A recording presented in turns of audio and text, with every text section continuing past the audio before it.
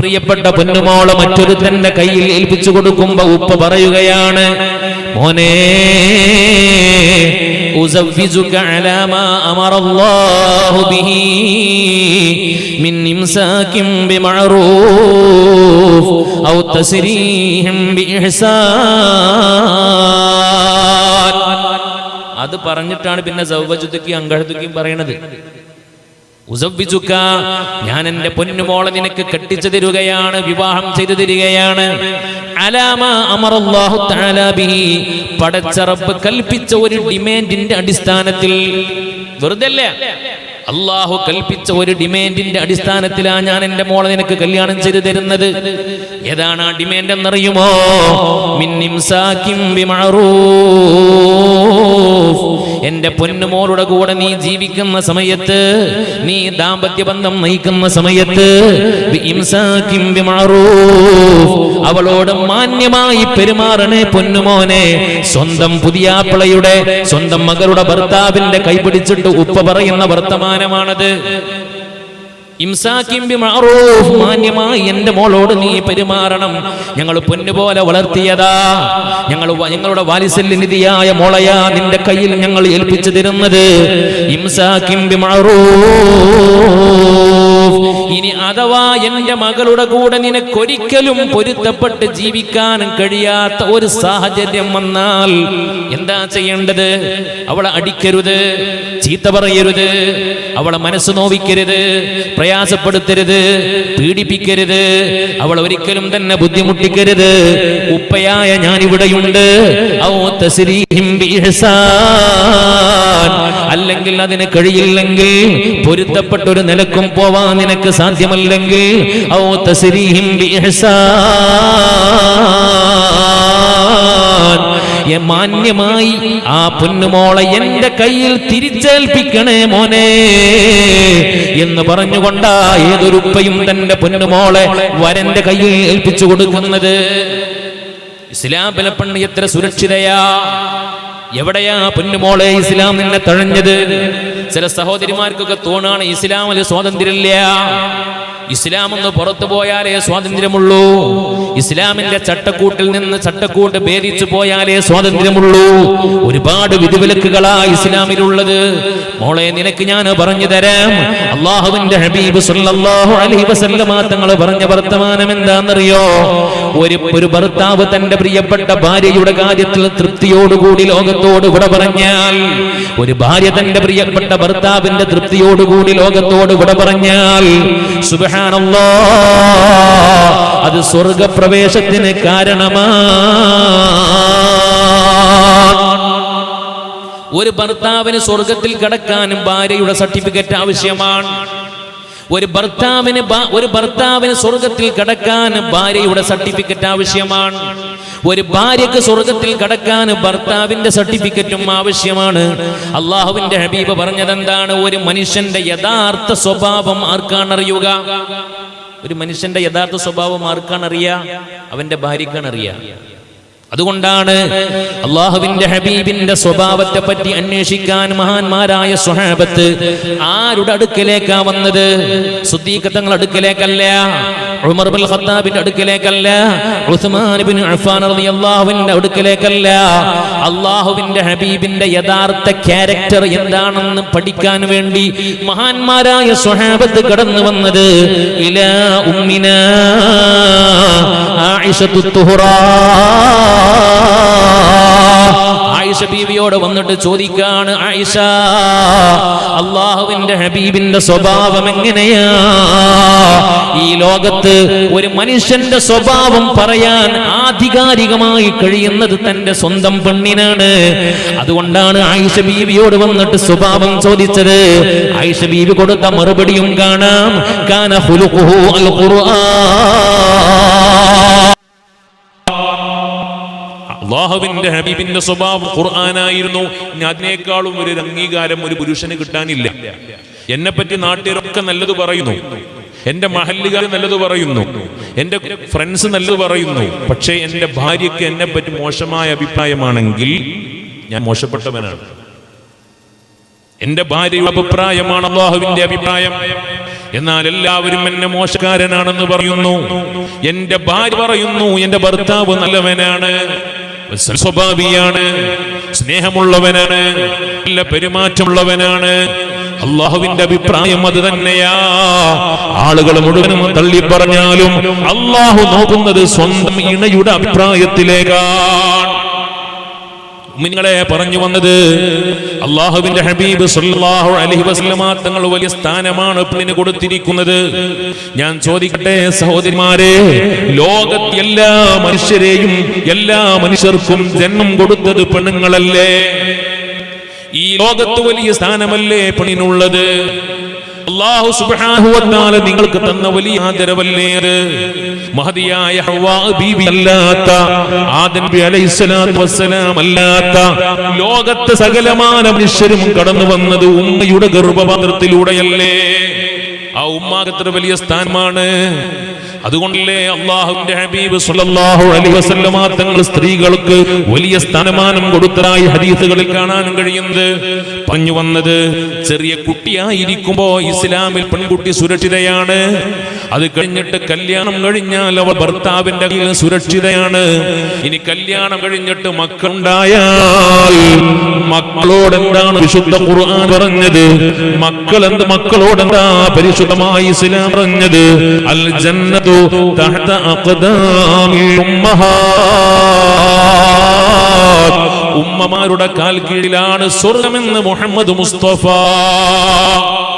ഉമ്മാനെ നോക്കണേ, ഉമ്മാനെ ശ്രദ്ധിക്കണേ, ഉമ്മാനെ ബുദ്ധിമുട്ടിക്കല്ലേ, ഉമ്മയെ കൈപ്പിക്കല്ലേ, ഒരിക്കലും തന്നെ ഉമ്മയുടെ മനസ്സ് നൊമ്പരപ്പെടുത്തല്ലേ. അള്ളാഹുവിന്റെ ഹബീബിന്റെ അടുക്കലേക്ക് ഒരു സ്വഹാബി കടന്നു വന്നിട്ട് ചോദിക്കുന്നു, നമുക്കറിയാം നബിയേ, മൻ അഹഖുൻ നാസി യാ റസൂലല്ലാഹ്, ഞാൻ ഏറ്റവും കൂടുതൽ ബാധ്യപ്പെട്ട് കിടക്കുന്നത് ആരോടാ? അല്ലാഹുവിന്റെ ഹബീബ് പറഞ്ഞു, ഉമ്മുക, നിന്റെ ഉമ്മയോടാണ്. പെണ്ണിന്റെ സ്ഥാനം നോക്കണേ നിങ്ങള്. ഹബീബിനോട് വീണ്ടും ആ സ്വഹാബി ചോദിച്ചു, നബിയെ പിന്നാരോടാ?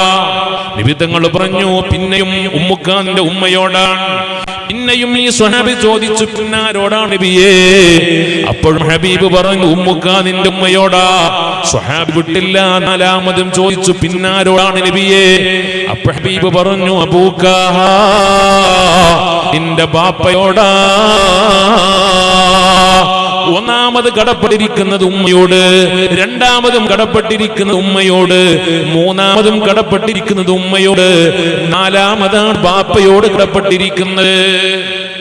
എത്ര വലിയ സ്ഥാനമാണ് ഉമ്മമാരെ ഇസ്ലാം നിങ്ങൾക്ക് തന്നത്. എന്തേ അതിന് കാരണം? എന്തേ 3 തവണയും അല്ലാഹുവിന്റെ ഹബീബ് ഉമ്മ എന്ന് പറയാൻ കാരണം? എന്തേ 3 സ്ഥാനവും ഉമ്മാക്ക് വകവെച്ചു കൊടുക്കാൻ കാരണം? ലോകത്ത് ഒരു ഉപ്പയും ചെയ്യാത്ത 3 പണി ചെയ്തവരാണ് ഉമ്മ എന്ന് പറയുന്നത്. ലോകത്ത് ഒരു ഉപ്പാക്കും ചെയ്യാൻ കഴിയാത്ത 3 പ്രവർത്തനങ്ങൾ ഉമ്മ ചെയ്തിട്ടുണ്ട്. അതുകൊണ്ടാണ് 3 സ്ഥാനവും ഹബീബ് ഉമ്മാക്ക് കൊടുത്തത്. അല്ലാഹു നമ്മുടെ ഉമ്മമാർക്ക് ആഫിയത്ത് കൊടുക്കട്ടെ. അല്ലാഹു നമ്മുടെ ഉമ്മമാരുടെ തണലിൽ ഒരുപാട് കാലം നമ്മളെ ജീവിപ്പിക്കട്ടെ. അല്ലാഹു നമ്മുടെ ഉമ്മമാർക്ക് ആഫിയത്തോട് ദീർഘായുസ്സ് കൊടുക്കട്ടെ. ലോകത്തൊരു ഉപ്പാക്കും ചെയ്യാൻ കഴിയാത്ത 3 പണി ഉമ്മ ചെയ്തിട്ടുണ്ട്. അതൊരു ഉപ്പാക്കും ചെയ്യാൻ കഴിയില്ല. ലാ യൗമുൽ ഖിയാമ കഴിയില്ല. ലോകാവസാനം വരെ ഒരു ഉപ്പാക്കും കഴിയില്ല. ഏതാ 3 കാര്യങ്ങൾ? ഗർഭം ചുമന്നതു 10 മാസം തള്ളയാ, പ്രസവിച്ച വേദന തിന്നതും അവർ തന്നെയാ, പാലും കൊടുത്ത് വളർത്തലും അവരാണ്. ഇവ 3 കാര്യം ബാപ്പയിൽ ഒഴിവാണ്. അല്ലാഹുവിന്റെ റസൂൽ വെറുതെ ഇല്ല 3 തവണ ഉമ്മ എന്ന് പറഞ്ഞത്. 4ാം സ്ഥാനം ബാബാക്ക് കൊടുത്തത്. ബാപ്പ ചെയ്യാത്ത 3 പണി ചെയ്തിട്ടുണ്ട് പ്രിയപ്പെട്ട ഉമ്മ. ഒന്നാമത്തത് ഗർഭം ചുമന്നതു 10 മാസം തള്ളയാ. ലോകത്ത് ഉപ്പയും ഗർഭത്തിന്റെ നൊമ്പരം അനുഭവിച്ചിട്ടില്ല. ലോകത്തെ ഒരു പിതാവും ഗർഭത്തിന്റെ അസ്വസ്ഥത അനുഭവിച്ചിട്ടില്ല. അത് അനുഭവിച്ചത് നമ്മുടെ ഉമ്മാർ മാത്രമാ. അതുകൊണ്ട് 1ാം സ്ഥാനം ഹബീബ് കൊടുത്തത് നമ്മുടെ ഉമ്മാക്കാ. പിന്നെയോ പ്രസവിച്ച വേദന തിന്നതും അവർ തന്നെയാ. ലോകത്ത് ഏത് ഉപ്പയാണ് പ്രസവവേദന അനുഭവിച്ചത്? ലോകത്ത് ആദം നബി അലൈഹിസ്സലാത്തു വസ്സലാം മുതൽ ഈ ലോകത്ത് ജീവിച്ചിരിക്കുന്ന ഉപ്പമാരിൽ എത്ര ഉപ്പമാരാണ് ഗർഭത്തിന്റെ പ്രസവത്തിന്റെ നൊമ്പരം അനുഭവിച്ചത്? ഒരു ഉപ്പയും അനുഭവിച്ചിട്ടില്ലല്ലോ. അത് അനുഭവിച്ചത് ഉമ്മ മാത്രമാണ്. ഉമ്മാക്ക് മാത്രമേ പ്രസവത്തിന്റെ നൊമ്പരം അറിയൂ, ഉമ്മാക്ക് മാത്രമേ പ്രസവത്തിന്റെ വേദന അറിയൂ. അതുകൊണ്ട് അല്ലാഹുവിന്റെ ഹബീബ് രണ്ടാം സ്ഥാനവും കൊടുത്തത് പ്രിയപ്പെട്ട ഉമ്മാക്കാണ്. പിന്നെയോ പാലും കൊടുത്ത് വളർത്തലും അവരാണ്. ഇവ മൂന്നു കാര്യം ബാപ്പയിൽ ഒഴിവാണ്. ഒരു എത്ര വലിയ സാഹസമാണ്, പ്രയാസമാണ്, ബുദ്ധിമുട്ടാണ് തന്റെ പ്രിയപ്പെട്ട പൊന്നുമോൾക്ക് മുലപ്പാൽ കൊടുക്കുന്ന കാലഘട്ടത്തിൽ സഹിക്കുന്നത്. ആ സമയത്ത് ഉപ്പ കൂക്കം വലിച്ച് രാത്രി കാലങ്ങളിൽ കിടന്നുറങ്ങുമ്പോ സുബ്ഹാനല്ലാഹ് നമ്മുടെ ഉമ്മമാർ മനം വിട്ടുറങ്ങാതെ തന്റെ പൊന്നുമോൾ ഏത് സമയത്തും എഴുന്നേൽക്കുമല്ലോ, അമ്മിഞ്ഞു കൊടുക്കണമല്ലോ എന്ന് കരുതി തന്റെ മക്കൾക്ക് വേണ്ടി സ്വന്തം സുഖം പോലും ഉറക്കം പോലും ഒഴിവാക്കിയിട്ട് വല്ലാതെ ത്യാഗം ചെയ്തവരല്ലേ. അതുകൊണ്ട് മൂന്നാം സ്ഥാനവും ഉമ്മാക്കാണെന്ന് സയ്യിദുനാ മുഹമ്മദ് മുസ്തഫ സല്ലല്ലാഹു അലൈഹി വസല്ലം. എന്തത് മനസ്സിലായത്? ഇസ്ലാമിലെ പെണ്ണ് എല്ലാ ഘട്ടങ്ങളിലും പൂർണ്ണ സുരക്ഷിതയാണ്. ചെറിയ കുട്ടിയാണെങ്കിലും ഭാര്യയാണെങ്കിലും ഉമ്മയാണെങ്കിലും ഉമ്മാമയാണെങ്കിലും എല്ലാം സുരക്ഷിതയാണ്. പിന്നെ ഒരു പെണ്ണിന്റെ പ്രത്യേകത എന്ന് പെണ്ണിന്റെ മാത്രം കാരണം എന്താ? അല്ലാഹു സുബ്ഹാനഹു വ തആല പടച്ച തമ്പുരാൻ പുരുഷന്മാർക്ക് കൊടുക്കാത്ത പല ഓർഗൻസും സ്ത്രീകൾക്ക് കൊടുത്തിട്ടുണ്ട്. ആണും പെണ്ണും ഒരുപോലെ അല്ലല്ലോ. ആണും പെണ്ണും ഒരുപോലെ ആക്കാൻ ഇലാ യൗമിൽ ഖിയാമ ലോകത്തൊരു ശക്തിക്കും കഴിയില്ല. അല്ലാഹ് അങ്ങനെയാണ് പഠിച്ചത്. നമ്മൾ സമരം നടത്തിയിട്ട് എന്താ കാര്യം? നമ്മൾ സമരം നടത്തിയിട്ട് കാര്യം? നമ്മൾ മുദ്രാവാക്യം വിളിച്ചിട്ട് എന്ത് കാര്യം?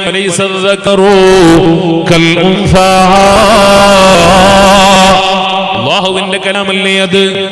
അല്ലാഹുവിന്റെ വർത്തമാനമല്ലേ അത്? റബ്ബല്ലേ ഖുർആനിൽ പറഞ്ഞത് ആണും പെണ്ണും ഒരുപോലെയല്ല. അതിനെ ഒന്നാക്കാൻ ലോകത്തെ ഏത് ശക്തി വിചാരിച്ചിട്ട് കാര്യമല്ല, കഴിയില്ല. ശാരീരികമായ ഡിഫറൻസ് ഉണ്ട്, മെന്റലി ഡിഫറൻസ് ഉണ്ട്, അതുപോലെ മതപരമായ കാര്യങ്ങളിൽ വ്യത്യാസമുണ്ട്. എല്ലാ നിലക്കും ഡിഫറന്റ് ആണ് രണ്ടുപേരും.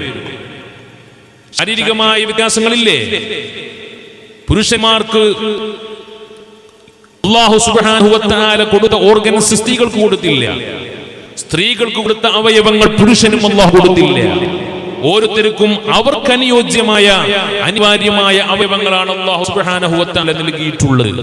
അതിൽ ഏറ്റവും പ്രധാനം ഉമ്മമാരെ പഠിച്ചോളൂ. അതിൽ ഏറ്റവും പ്രധാനം ഒരു പെണ്ണിന് മഹത്വമുണ്ടാവാൻ കാരണം ഞാൻ പറഞ്ഞല്ലോ, 3 പണി ഉപ്പ ചെയ്യാത്ത 3 പണി ഉമ്മ ചെയ്തിട്ടുണ്ട്. 1 ഗർഭം ധരിക്കുക, 2 പ്രസവിക്കുക, 3 മുലപ്പാൽ കൊടുക്കുക. ഈ 3 സാധ്യമാവണമെങ്കിൽ ഒരു പെണ്ണിന്റെ ശരീരത്തിൽ ഗർഭപാത്രം വേണം. ഗർഭം ധരിക്കണമെങ്കിൽ ഗർഭപാത്രം വേണം. പ്രസവിക്കണമെങ്കിൽ യൂട്രസ് വേണം. മുലപ്പാൽ കൊടുക്കണമെങ്കിൽ യൂട്രസ് വേണം. കാരണം പ്രസവിച്ചാലേ മുലപ്പാൽ കൊടുക്കാൻ പറ്റുള്ളൂ. അപ്പോൾ ഒരു പെണ്ണിന്റെ മഹത്വം എന്ന് പറയുന്നത് ഗർഭപാത്രത്തിന്റെ മഹത്വമാണ്. ഒരു പെണ്ണിന്റെ മഹത്വം ഗർഭപാത്രത്തിന്റെ മഹത്വമാണ്. അല്ലാഹു പുരുഷന് കൊടുക്കാത്ത വളരെ പ്രധാനപ്പെട്ട ഓർഗനാണ് യൂട്രസ് എന്ന് പറയുന്നത്. ഞാനിത് പറയാൻ കാരണം എന്റെ പ്രിയപ്പെട്ട സഹോദരിമാർ വളരെ കൃത്യമായി ചിന്തിക്കണം. ഇന്ന് നല്ലൊരു ശതമാനം സഹോദരിമാരും ഗർഭാശയ സംബന്ധമായ രോഗങ്ങളെ കൊണ്ട് കഷ്ടപ്പെടുകയാണ്. അല്ലാഹു എല്ലാവർക്കും ശിഫ കൊടുക്കട്ടെ. ചില ആളുകൾ, ചില സഹോദരിമാർക്ക് അല്ലാഹു സുബ്ഹാനഹു വ തആല പരീക്ഷണമായിട്ട് ഗർഭപാത്രങ്ങൾക്ക് രോഗങ്ങൾ കൊടുക്കുന്നു.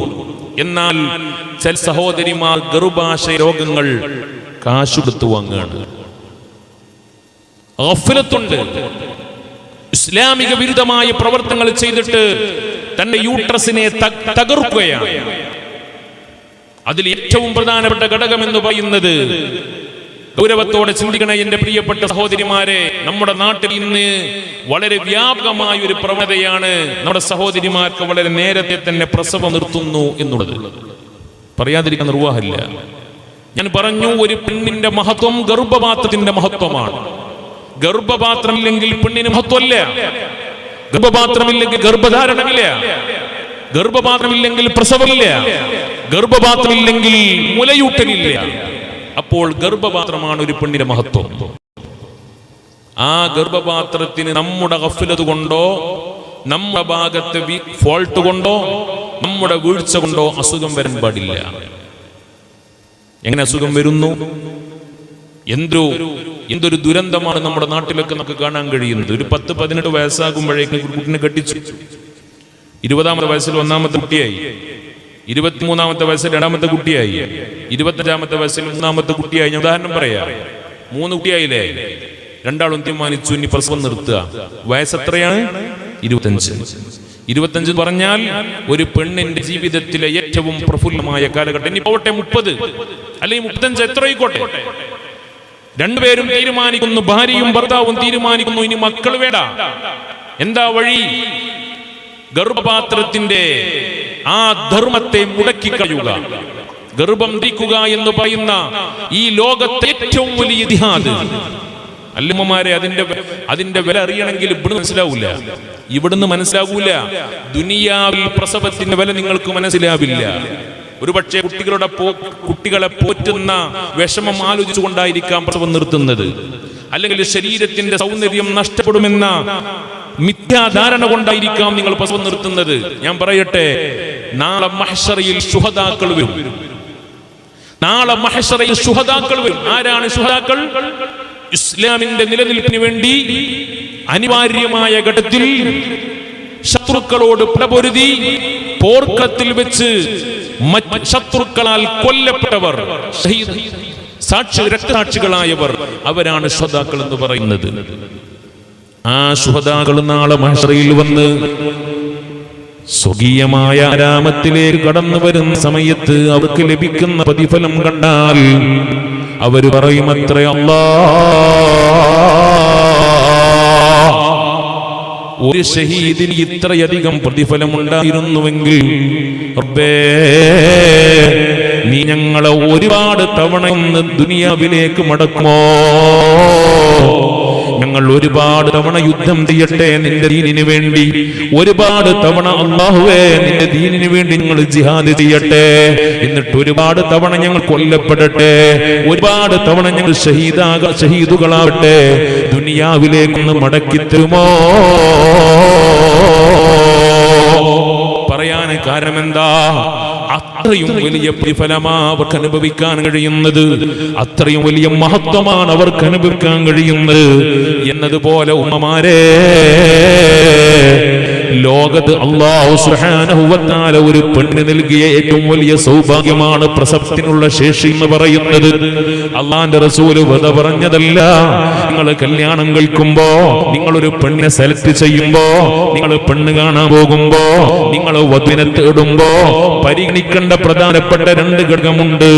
തസവ്വജൂ അൽ വദൂദൽ വലൂദ്. കൂടുതൽ സ്നേഹിക്കാൻ കഴിയുന്ന പെണ്ണിനെ നിങ്ങൾ കല്യാണം കഴിക്കണേ. കൂടുതൽ സ്നേഹിക്കാൻ മനസ്സുള്ള പെണ്ണിനെ നിങ്ങൾ കല്യാണം കഴിക്കണേ. വൽ വലൂദ്, കൂടുതൽ പ്രസവിക്കാൻ മനസ്സ് കാണിക്കുന്ന പ്രസവശേഷിയുള്ള പെണ്ണിനെ നിങ്ങൾ കല്യാണം കഴിക്കണമെന്ന് സയ്യിദുനാ മുഹമ്മദ് മുസ്തഫ. അതൊരു പെണ്ണിന്റെ ക്വാളിറ്റിയാണ്, ഒരു പെണ്ണിന്റെ മേന്മയാണ്. കൂടുതൽ പ്രസവശേഷി ഉണ്ടാവുക എന്നത്, പ്രസവിക്കാൻ മനസ്സ് കാണിക്കുക എന്ന് പറയുന്നത്.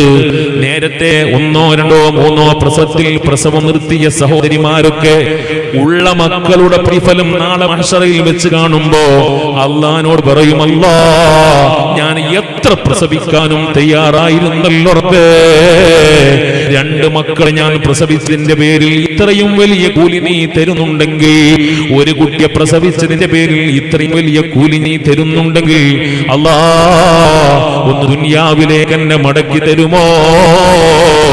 നിന്റെ തൃപ്തിക്ക് വേണ്ടി എത്ര മക്കളെ പ്രസവിക്കാനും ഞാൻ തയ്യാറായിരുന്നു എന്ന് നാളെ പടച്ച റബ്ബിനോട് പറയുമ്പോ എന്റെ ഉമ്മാരെ അവിടുന്ന് മടങ്ങാൻ കഴിയുമോ?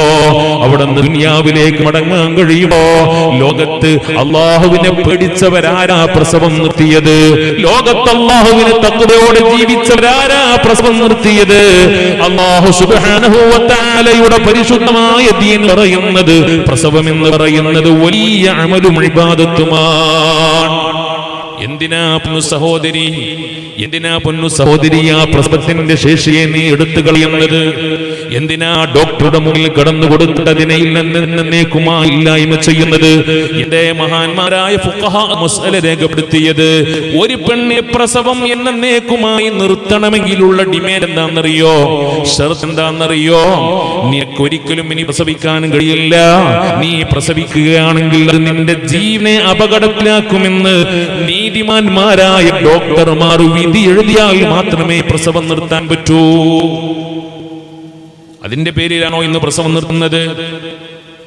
അതൊരു എന്താ പറയുക, വ്യാപകമായ ഒരു പ്രവണതയായി മാറിയിട്ടുണ്ട്.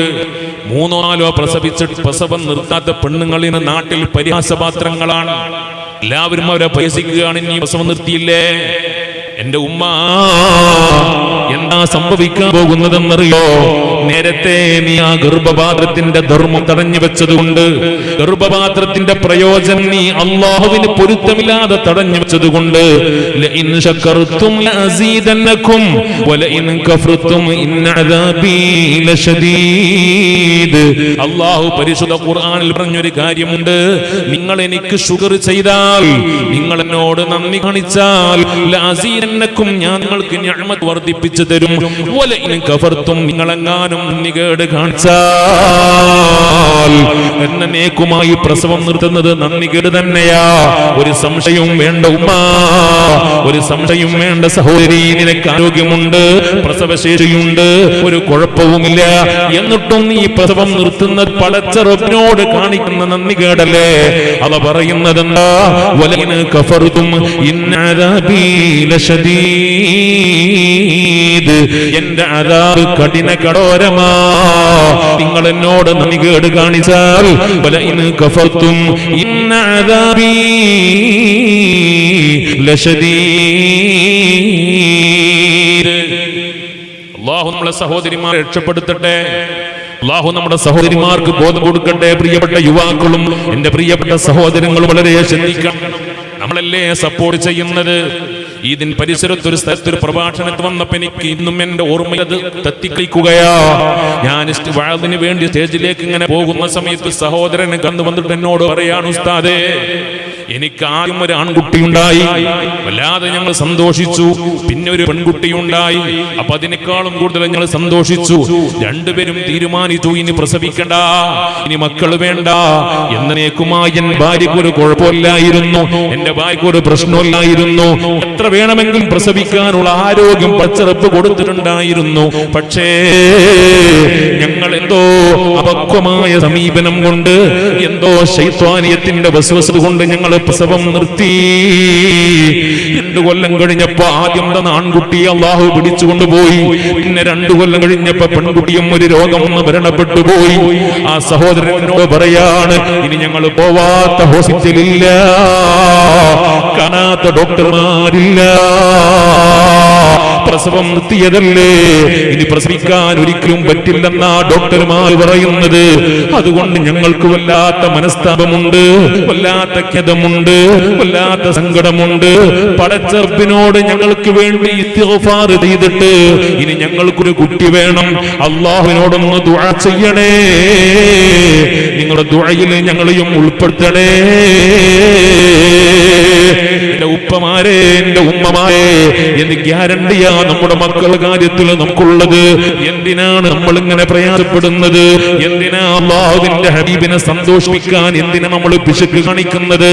നബി തങ്ങൾ എന്താ പറഞ്ഞതെന്നറിയോ? തസവ്വജൂ അൽ വദൂദ് അൽ വലൂദ്. നിങ്ങൾ കൂടുതൽ പ്രസവിക്കുന്ന പെണ്ണിനെ കല്യാണം കഴിക്കണേ. കൂടുതൽ പ്രസവിക്കാൻ മനസ്സ് കാണിക്കുന്ന പെണ്ണിനെ കല്യാണം കഴിക്കണേ. കാരണം ഫഇന്നീ ഉബാഹി ബികുമുൽ ഉമമ യൗമൽ ഖിയാമ. നാളെ നിങ്ങൾ മക്കളെ കൂട്ടിയിട്ട് മഹ്ശറയിൽ വരുമ്പോ നിങ്ങളുടെ മക്കളുടെ എണ്ണം കണ്ടിട്ട് ഞാൻ മറ്റുള്ള ഉമ്മതീങ്ങളോട് അഭിമാനം പറയുമെന്ന് നമ്മുടെ കരളിന്റെ കാതലായ ചങ്കിലച്ചൊരയായ ഹൃദയത്തിന്റെ വസന്തമായ മുഹമ്മദ് മുസ്തഫ.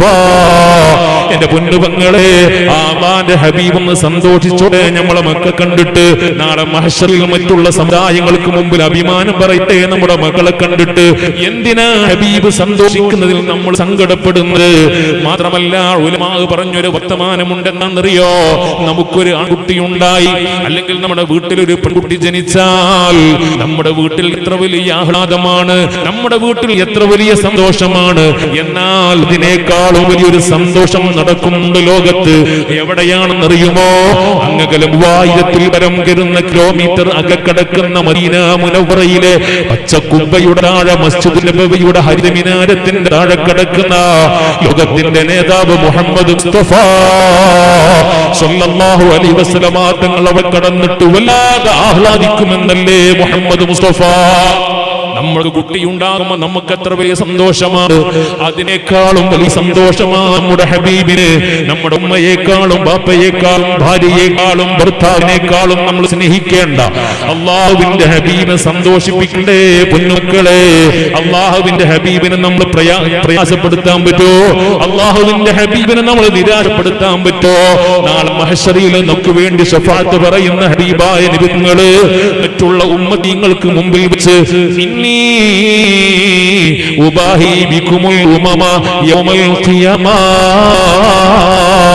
ഞാൻ അഭിമാനം പറയുമെന്ന്, ഞാൻ സന്തോഷം കൊള്ളുമെന്ന് സയ്യിദുനാ മുഹമ്മദ് മുസ്തഫ. അത് കുട്ടിയായി പിറക്കണമെന്നില്ല, ചാപ്പിള്ളയാണെങ്കിൽ പോലും അള്ളാഹുവിന്റെ ഹബീബിന് സന്തോഷമാ. അത് ആഖിറത്തേക്ക് വലിയ മുതൽക്കൂട്ടാ. ഈ സദസ്സിലുണ്ടാകും ഗർഭമലസിപ്പോയ സഹോദരിമാർ, അല്ലെങ്കിൽ അതാ സുബ്ഹാനല്ലാഹ് പ്രസവിച്ച ഉടനെ മക്കൾ മരണപ്പെട്ടു പോയ ഉമ്മമാർ. എന്റെ ഉമ്മാരെ, നമുക്കത് വല്ലാത്ത സങ്കടമാണ്. ഗർഭം മനസ്സിൽ പോകുന്നത് നമുക്ക് വല്ലാത്ത പ്രയാസമാണ്. പ്രസവിച്ച ഉടനെ നമ്മുടെ പൊന്നുമോ മരണപ്പെടുന്നത് നമുക്ക് അസഹ്യമാ. എന്നാൽ നിങ്ങൾക്ക് കേൾക്കണോ? ചെറിയ മക്കളുടെ മയ്യത്ത് നമസ്കാരത്തിൽ ഒരു പ്രത്യേകമായ ദുആ നടത്തണമെന്നാണ് ഉലമാ പറഞ്ഞത്. എന്താണ് ദുആ എന്നറിയോ? അല്ലാഹുവിന്റെ റസൂൽ പറഞ്ഞിട്ടുണ്ട്, ഒരു കുട്ടി ചെറുപ്പത്തിൽ മരണപ്പെട്ടു പോയാൽ അത് ഗർഭത്തിൽ കടന്ന് മരിക്കട്ടെ, പ്രസവിച്ചതിന് ശേഷം മരിക്കട്ടെ, സുബ്ഹാനല്ലാഹ് പ്രായപൂർത്തിയെത്തുന്നതിന് മുമ്പ് മരിക്കട്ടെ. അങ്ങനെയുള്ള കുട്ടികൾ ഒരാൾക്ക് മരണപ്പെട്ടു പോയെങ്കിൽ ആ കുട്ടി അതാ സ്വർഗത്തിന്റെ കവാടത്തിൽ കാവലിരിക്കുകയാ. അല്ലാഹുവോട് പറയുമത്ര, റബ്ബേ, ജീവിതകാലത്ത് എന്റെ ഉമ്മാന്റെ കൂടെ ജീവിക്കാൻ നീ അനുവാദം തന്നില്ല, പാപ്പാന്റെ കൂടെ ജീവിക്കാൻ നീ അനുവാദം തന്നില്ല. അതുകൊണ്ട് നീ എന്നെ സ്വർഗത്തിലാണല്ലോ അല്ലാഹുവേ, നീ എന്നെ സ്വർഗത്തിലേക്കാണല്ലോ പറഞ്ഞേക്കുന്നത്. സ്വർഗത്തിൽ വെച്ച് എന്റെ ഉമ്മാന്റെ കൂടെ എനിക്ക് ജീവിക്കണം, എന്റെ ബാപ്പാന്റെ കൂടെ ജീവിക്കണം. അതുകൊണ്ട് എന്റെ ഉമ്മാനെ സ്വർഗത്തിൽ കടത്തണേ അല്ലാ, ബാപ്പാനെ സ്വർഗത്തിൽ കടത്തണേ അല്ലാ. ആ മക്കളുടെ റെക്കമെന്റ് കാരണം മാതാപിതാക്കളെ പടച്ച തമ്പുരാന് സ്വർഗത്തിൽ കടത്തുമെന്ന് അഷ്റഫുൽ വറാ മുഹമ്മദ് മുസ്തഫ. എന്ത് നഷ്ടമാ നമുക്ക്? ഗർഭം മലസിപ്പോയാൽ എന്ത് നഷ്ടമാ നമുക്ക്? ചെറിയ കുട്ടി മരിച്ചു പോയാൽ എന്ത് നഷ്ടമാ നമുക്ക്? പ്രായപൂർത്തിയെത്തുന്നതിന് മുമ്പേ മരണപ്പെട്ടു പോയ സകല മക്കളും മാതാപിതാക്കൾക്ക് വേണ്ടി സ്വർഗത്തിന്റെ കവാടത്തിന് കാവലിരിക്കുകയാണ്. അവർ നേരത്തെ നമ്മളെ കൊണ്ടുപോകാൻ വേണ്ടി നേരത്തെ മുൻകൂട്ടി പോയവരാ. അവർ നമ്മൾ വെയിറ്റ് ചെയ്യുകയാ, നമുക്ക് ശഫാഅത്ത് ചെയ്യുന്നവരാ. അല്ലാഹുമ്മ ജഅൽഹു ഫറദൻ ലി അബവൈഹി വദുഹറൻ വഇളതൻ വഇതിബാറൻ വശഫീആ. ചെറിയ കുട്ടിയുടെ മയ്യത്ത് നിസ്കരിക്കുമ്പോ, പ്രായപൂർത്തിയെത്തുന്നതിന് മുമ്പേ മരണപ്പെട്ടു പോയ കുട്ടികളുടെ ജനാസ നിസ്കരിക്കുമ്പോ സാധാരണ നിസ്കാരം പോലെയല്ലല്ലോ. ആ നിസ്കാരത്തിലെ സാധാരണ നിസ്കാരത്തിലെ ദുആക്ക് പുറമെ മറ്റൊരു ദുആ നടത്താനുണ്ട്. അതാണ് ഞാൻ പറഞ്ഞത്, അല്ലാഹുമ്മ ജഅൽഹു ഫറദൻ ലി അബവൈഹി. അല്ലാഹുവേ, ഈ കുട്ടിയെ തന്റെ മാതാപിതാക്കൾക്ക് ഒരു മുതൽക്കൂട്ടായി നീ മാറ്റണമേ അല്ലാ. പിന്നെ പറയുന്നുണ്ട്, ശുപാർശകനാക്കണേ അല്ലാ. അതുകൊണ്ടല്ലേ ചെറുപ്പത്തിൽ മഹാന്മാരായ എത്ര ആളുകൾക്ക് ചെറുപ്പത്തിൽ മക്കൾ മരണപ്പെട്ടു പോയത്. ലോകത്ത് അല്ലാഹു സുബ്ഹാനഹു വ തആലയെ പേടിച്ച് ജീവിച്ചവരാരാ സന്താന നിയന്ത്രണം നടത്തിയത്? നിങ്ങൾക്കറിയുമോ? ലോകത്ത് ദശലക്ഷക്കണക്കിന് വരുന്ന ജീവികളുണ്ട്. ഈ ജീവികളുടെ കൂട്ടത്തിൽ നിങ്ങൾക്കറിയുമോ, മക്കൾ ഉണ്ടാവരുതേ എന്ന് വിചാരിച്ചുകൊണ്ട്, മക്കൾ ഉണ്ടാവരുതേ എന്ന് ആഗ്രഹിച്ചുകൊണ്ട് ഇണചേരുന്ന ഒരേ ഒരു വിഭാഗം, അത് മനുഷ്യർ മാത്രമാണ്. ലോകത്ത് അല്ലാഹുവിന്റെ ഭൂമിയിൽ മക്കൾ ഉണ്ടാവരുതേ എന്ന് വിചാരിച്ചിട്ട് ഇണചേരുന്ന ഒരേ ഒരു വിഭാഗം മനുഷ്യർ മാത്രമാണ്. വേറെ ഒരു ജീവിയും ഇണചേരുന്നില്ല, അങ്ങനെ ഇണചേരുന്നില്ല. അതുകൊണ്ട് തന്നെ ലോകത്തുള്ള ഒരു ജീവിക്കും ഗർഭാശയ സംബന്ധമായ രോഗങ്ങളില്ല. അവിടെ യുട്രസ് എടുത്ത് കളയേണ്ട ആവശ്യമല്ല, അവർക്ക് ബ്ലീഡിംഗ്, അവർക്ക് എന്താ പറയാ മെൻസസ് സംബന്ധമായ പ്രശ്നങ്ങളില്ല. ഞാൻ നേരത്തെ പറഞ്ഞതുപോലെ ഞങ്ങളൊരു കാര്യം പറയട്ടെ, വളരെ ഗൗരവത്തോടെയാണ് ഞാൻ പറയുന്നത്. നിങ്ങളെ പ്രയാസപ്പെടുത്താനല്ല സഹോദരിമാർ, ഇതിന്റെ ഗൗരവം മനസ്സിലാക്കാൻ വേണ്ടി ഞാൻ പറയാണ്.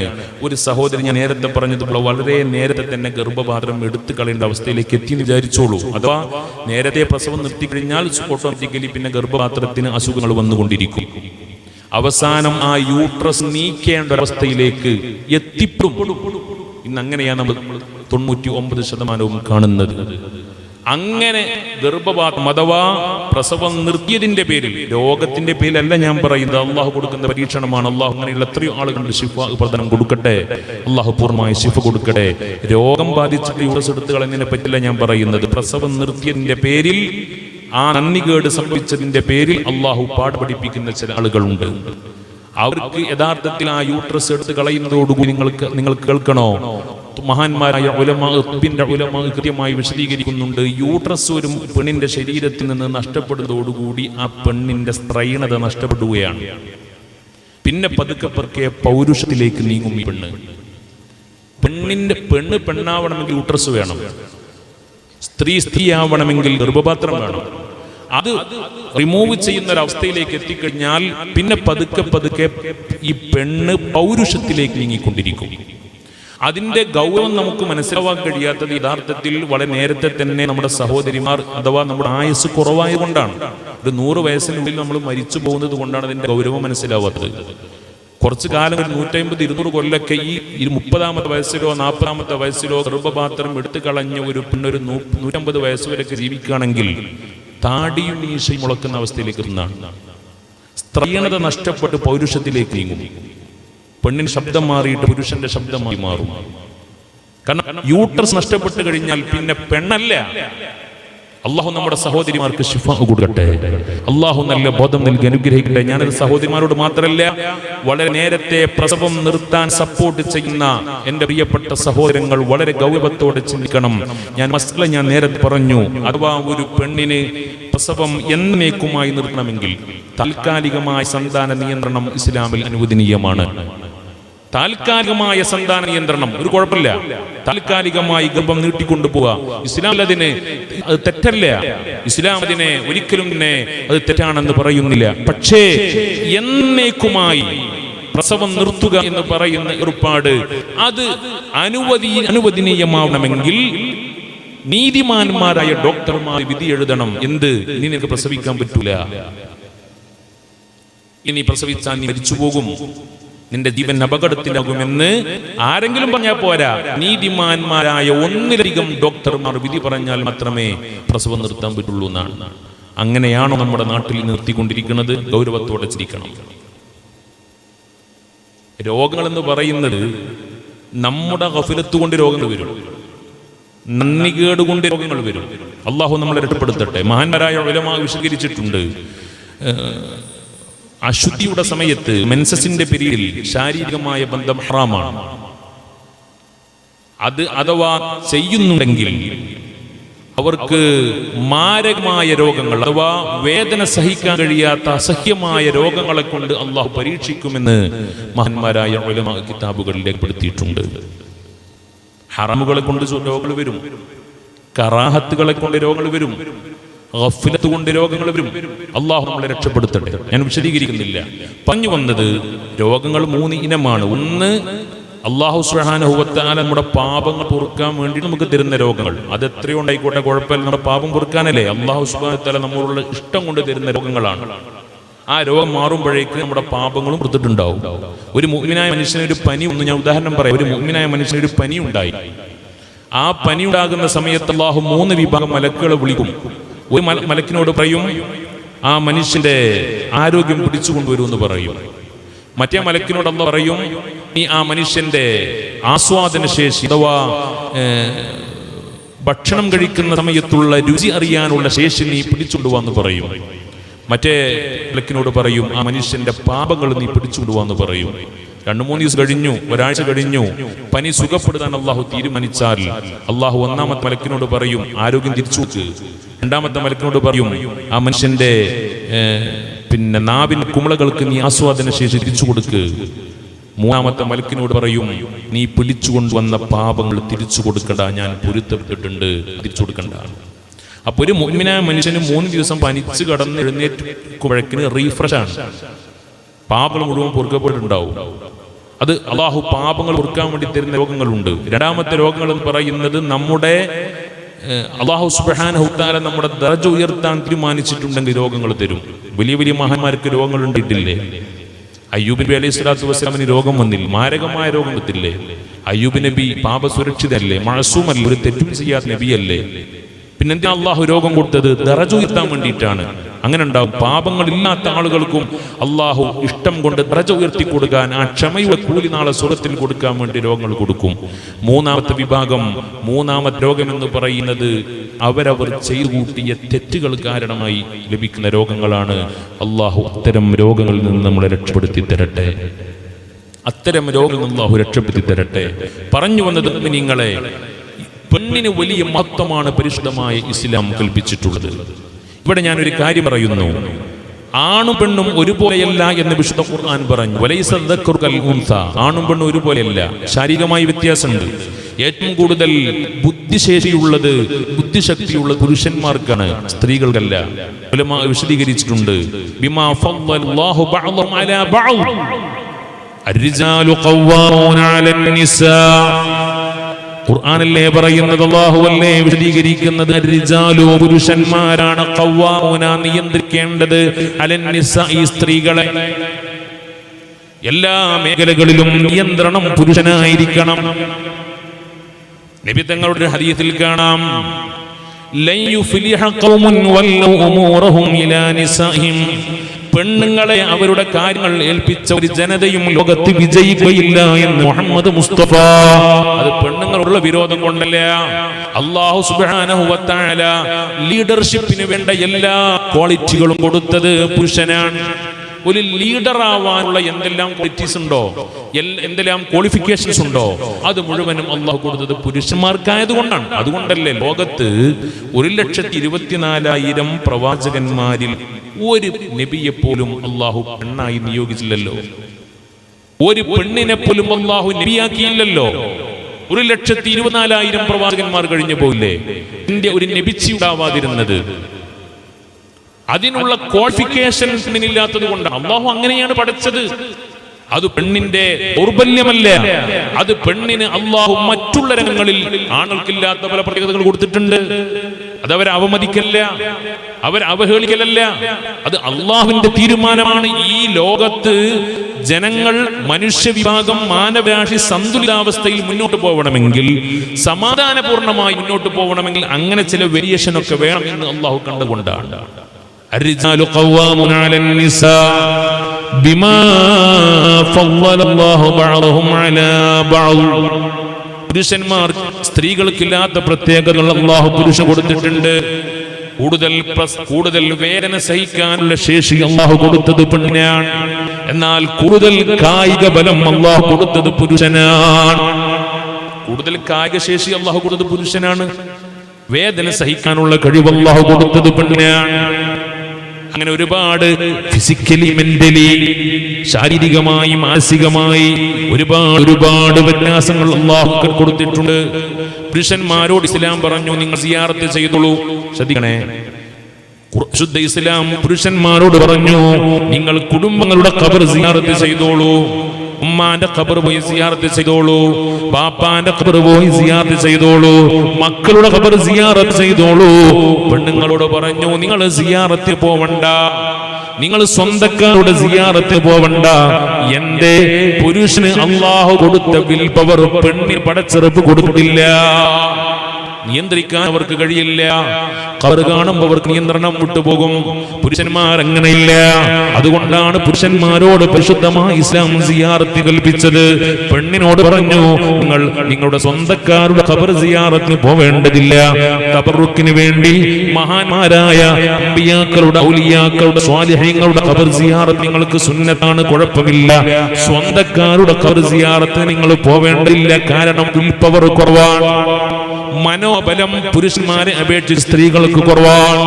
ഇങ്ങനെ ഒരുപാട് ഇബാദത്തിൽ വ്യത്യാസമില്ലേ? ഇബാദത്തിൽ വ്യത്യാസമില്ലേ? ഒരു പുരുഷനെ സംബന്ധിച്ചിടത്തോളം പ്രായപൂർത്തി എത്തിയത് മുതൽ എന്നാണോ ബുലൂഗായത്, എന്നാണോ പ്രായം തികഞ്ഞത്, അന്ന് മുതൽ മരണം വരെ, മലക്കുൽ മൗത്ത് അസ്രാഈൽ വന്നിട്ട് റൂഹ് പിടിക്കുന്നത് വരെ ബുദ്ധിയുള്ള കാലത്തോളം അവന് നിസ്കാരം ഒഴിവാക്കാൻ ഒരു ഇളവുമില്ല.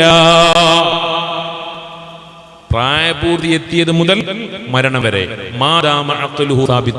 ബുദ്ധിയുള്ള കാലത്തോളം നിസ്കാരം നിർബന്ധമാണ്. പെണ്ണിനോ? പെണ്ണിന് മാസത്തിൽ നിശ്ചിത ദിവസം, ഒരു മാസത്തിൽ നിശ്ചിത ദിവസം അവർക്ക് ഇബാദത്ത് വേണ്ട, നിസ്കാരം വേണ്ട, ഖുർആൻ പാരായണം വേണ്ട, മുസ്ഹഫ് തൊടേണ്ടതില്ല.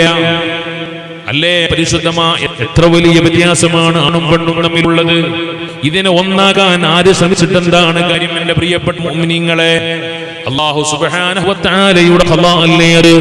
പടച്ച റബ്ബിന്റെ തീരുമാനമല്ലേ അത്? എന്നാലോ ഒരു പെണ്ണിനെ മാസത്തിൽ ഉണ്ടാകുന്ന മെൻസസ് എന്ന് പറയുന്ന, ആർത്തവം എന്ന് പറയുന്നത് അവളെ സംബന്ധിച്ചിടത്തോളം അവർക്ക് വലിയ മഹത്വമാണ്. അല്ലാഹു ആ അസ്വസ്ഥതകൾക്ക് വലിയ പ്രതിഫലം കൊടുക്കുന്നുണ്ട്. ഒരു പെണ്ണ് ശാരീരികമായി മാനസികമായി മെൻസസിന്റെ പിരീഡിൽ അനുഭവിക്കുന്ന അസ്വസ്ഥതകൾക്ക് പടച്ച തമ്പുരാന് വലിയ പ്രതിഫലം കൊടുക്കുമെന്ന് മഹാന്മാരായ ഉലമാ വിശദീകരിച്ചിട്ടുണ്ട്. അവർക്ക് നിസ്കാരം നിർബന്ധമില്ല, നിസ്കാരം ഹറാമാണ്. പക്ഷേ ശുദ്ധിയുള്ള സമയത്ത് ഒരു പെണ്ണ് എന്തെല്ലാം അമലുകൾ ചെയ്തിരുന്നോ, എന്തെല്ലാം സുന്നത്തുകൾ ചെയ്തിരുന്നോ, അതിന്റെ മുഴുവൻ കൂലിയും അതൊന്നും ചെയ്യാതെ ഈ അശുദ്ധിയുടെ സമയത്ത് അള്ളാഹു കൊടുക്കുമെന്ന് മഹാന്മാരായ ഉലമാ വിശദീകരിച്ചിട്ടുണ്ട്. അള്ളാഹു വലിയ കാരുണ്യവാനാണ്. പെണ്ണുങ്ങളെ, അതിലൊന്നും നിരാശപ്പെടേണ്ട ആവശ്യമില്ല, അതൊരു മുഅ്മിനായ മനുഷ്യൻ അള്ളാഹു കൊടുക്കുന്ന ഫضലാണ്. ഉദാഹരണം പറഞ്ഞാൽ, ഒരു മനുഷ്യൻ യാത്ര പോവുകയാണ്. യാത്രയിൽ നമ്മൾ നാട്ടിൽ നിൽക്കുന്ന സമയത്ത് ചെയ്യുന്ന മുഴുവൻ അമലുകളും ഇബാദത്തുകളും ഒരു പക്ഷേ യാത്രയിൽ ചെയ്യാൻ കഴിഞ്ഞോളുന്നില്ലല്ലോ. എന്നാൽ അവൻ നാട്ടിലുള്ള സമയത്ത് ചെയ്തിരുന്ന എന്തെല്ലാം പതിവായി ചെയ്തിരുന്ന എന്തെല്ലാം അമലുകളുണ്ടോ അതിന്റെ മുഴുവൻ കൂലിയും യാത്രാവേളയിലും അള്ളാഹു ചെയ്യാതെ തന്നെ, അവനൊന്നും ചെയ്യാതെ തന്നെ അള്ളാഹു കൊടുത്തുകൊണ്ടിരിക്കും. സുന്നത്തായ കാര്യങ്ങളെ പറ്റിയാണ് ഇത് പറയുന്നത്, ഫർളായ കാര്യങ്ങളെ പറ്റിയല്ല. നിസ്കാരം കാര്യങ്ങളൊക്കെ കൃത്യമായി ചെയ്യണം. ഒരാൾ എല്ലാ ദിവസവും ഒരു ജുസ് ഓതുന്ന ആളാണ്. ഉദാഹരണം പറയാ, ഒരു ദിവസം എല്ലാ ദിവസവും ഒരു ജുസ് ഖുർആൻ ഓതുന്ന ആളാണ്. യാത്ര എങ്ങോട്ടോ യാത്ര പോവാണ്. ആ യാത്രക്കിടയിൽ ഒരു പക്ഷേ എല്ലാ ദിവസവും ഒരു ജുസ് ഓതാൻ കഴിഞ്ഞോളുന്നില്ലല്ലോ. പക്ഷേ അല്ലാഹു സുബ്ഹാനഹു വ തആല ഓരോ ദിവസവും ഓരോ ജുസ്ഇന്റെ പ്രതിഫലം രേഖപ്പെടുത്തും. കാരണം നാട്ടിൽ ആ മനുഷ്യൻ യാത്രക്ക് പകരം നാട്ടിലായിരുന്നുവെങ്കിൽ നാട്ടിൽ നിന്ന് ചെയ്യുമായിരുന്നല്ലോ. അതുപോലെ തന്നെ ഒരു മനുഷ്യന് രോഗിയായി, ആരോഗ്യമുള്ള സമയത്ത് ഒരുപാട് ഓതിയിരുന്ന മനുഷ്യനാണ്, ഒരുപാട് ദിക്ർ ചൊല്ലിയ മനുഷ്യനാണ്, ഒരു സുന്നത്ത് നിസ്കാരം പോലും ഒഴിവാക്കാത്ത മനുഷ്യനാ. അവന് രോഗിയായി കിടക്കുകയാണ്. അവന് വിത്ർ നിസ്കരിക്കാൻ കഴിയുന്നില്ല, തഹജ്ജുദ് നിസ്കരിക്കാൻ കഴിയുന്നില്ല, അവന് ഖുർആൻ ഖതം തീർക്കാൻ കഴിയുന്നില്ല. അവൻ ഇത്രയോ ദിക്റുകൾ ചൊല്ലിയിരുന്നവനാ, ആ ദിക്റുകൾ അവന് ചൊല്ലാൻ കഴിയുന്നില്ല ആരോഗ്യ പ്രശ്നം കൊണ്ട്. പക്ഷേ പടച്ച റബ്ബ് അവന് ചെയ്യാതെ തന്നെ അതിന്റെ പ്രതിഫലം കൊടുക്കുമെന്നാ. അല്ലാഹു എത്ര വലിയ കാരുണ്യവാനാണ്. ചെയ്യാതെ തന്നെ ആരോഗ്യം ഉണ്ടായിരുന്നു ഇതൊക്കെ ചെയ്യോ, രോഗം അതുകൊണ്ട് ചെയ്യാത്തതല്ലേ. അല്ലാഹു അത് മനസ്സിലാക്കിക്കൊണ്ട് സാധാരണ ആരോഗ്യമുള്ള സമയത്ത് ചെയ്തിരുന്ന അമലുകളുടെ അതേ പുണ്യം തന്നെ രോഗാവസ്ഥയിലും രേഖപ്പെടുത്തുമെന്നാണ്.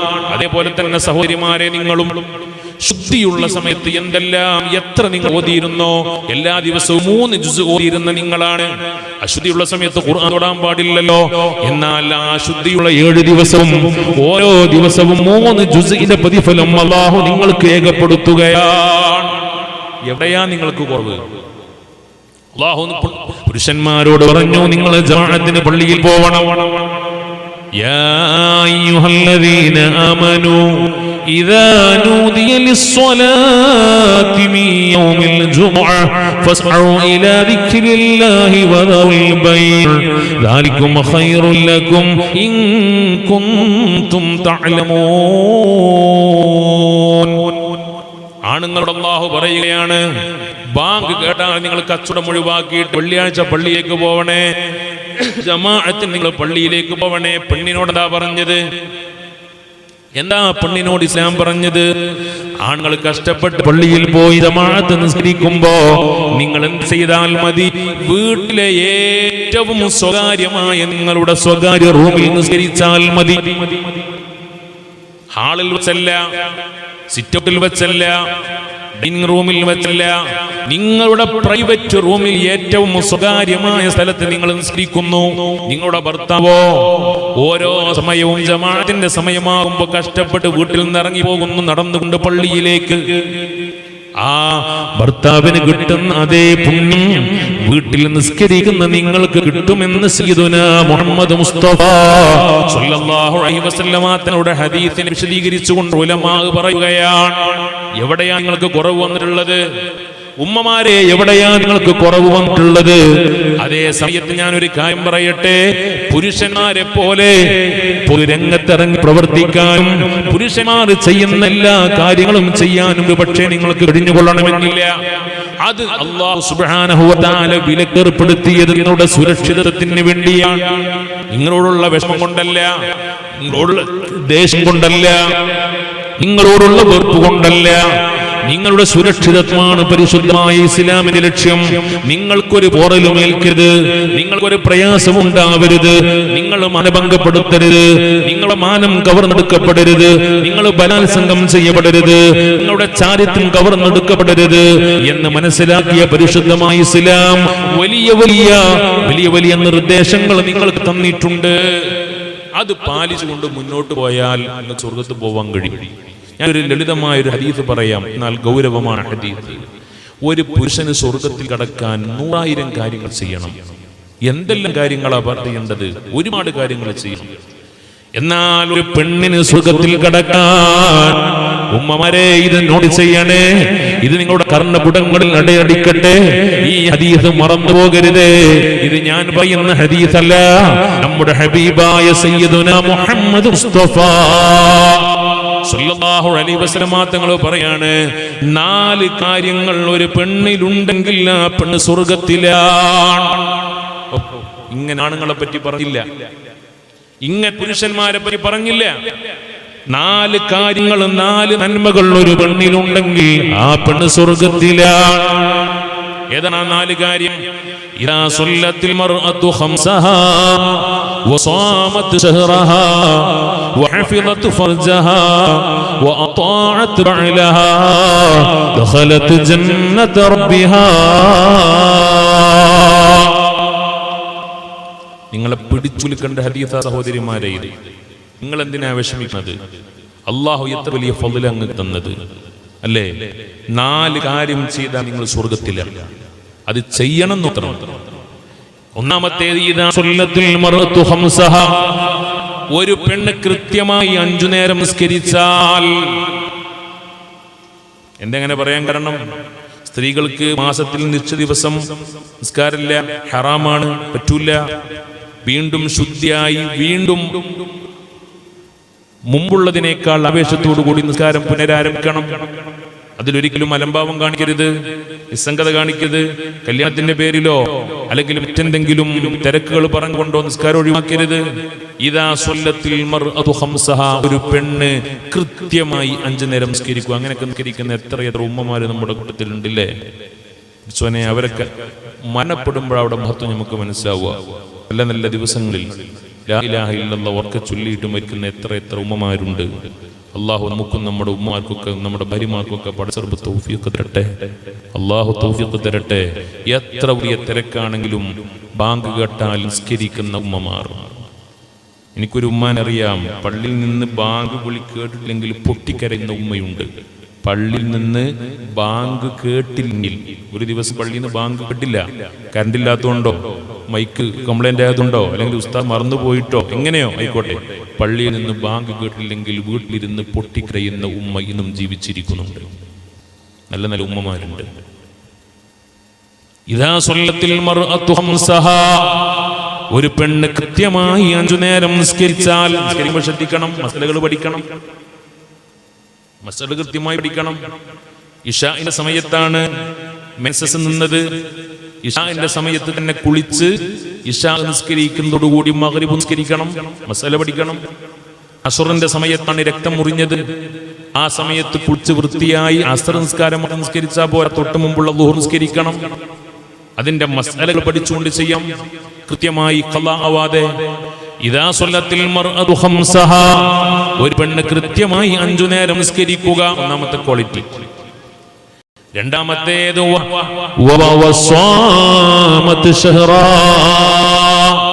പരിശുദ്ധമായ റമദാൻ കടന്നു വരുമ്പോൾ നോമ്പെടുക്കുക.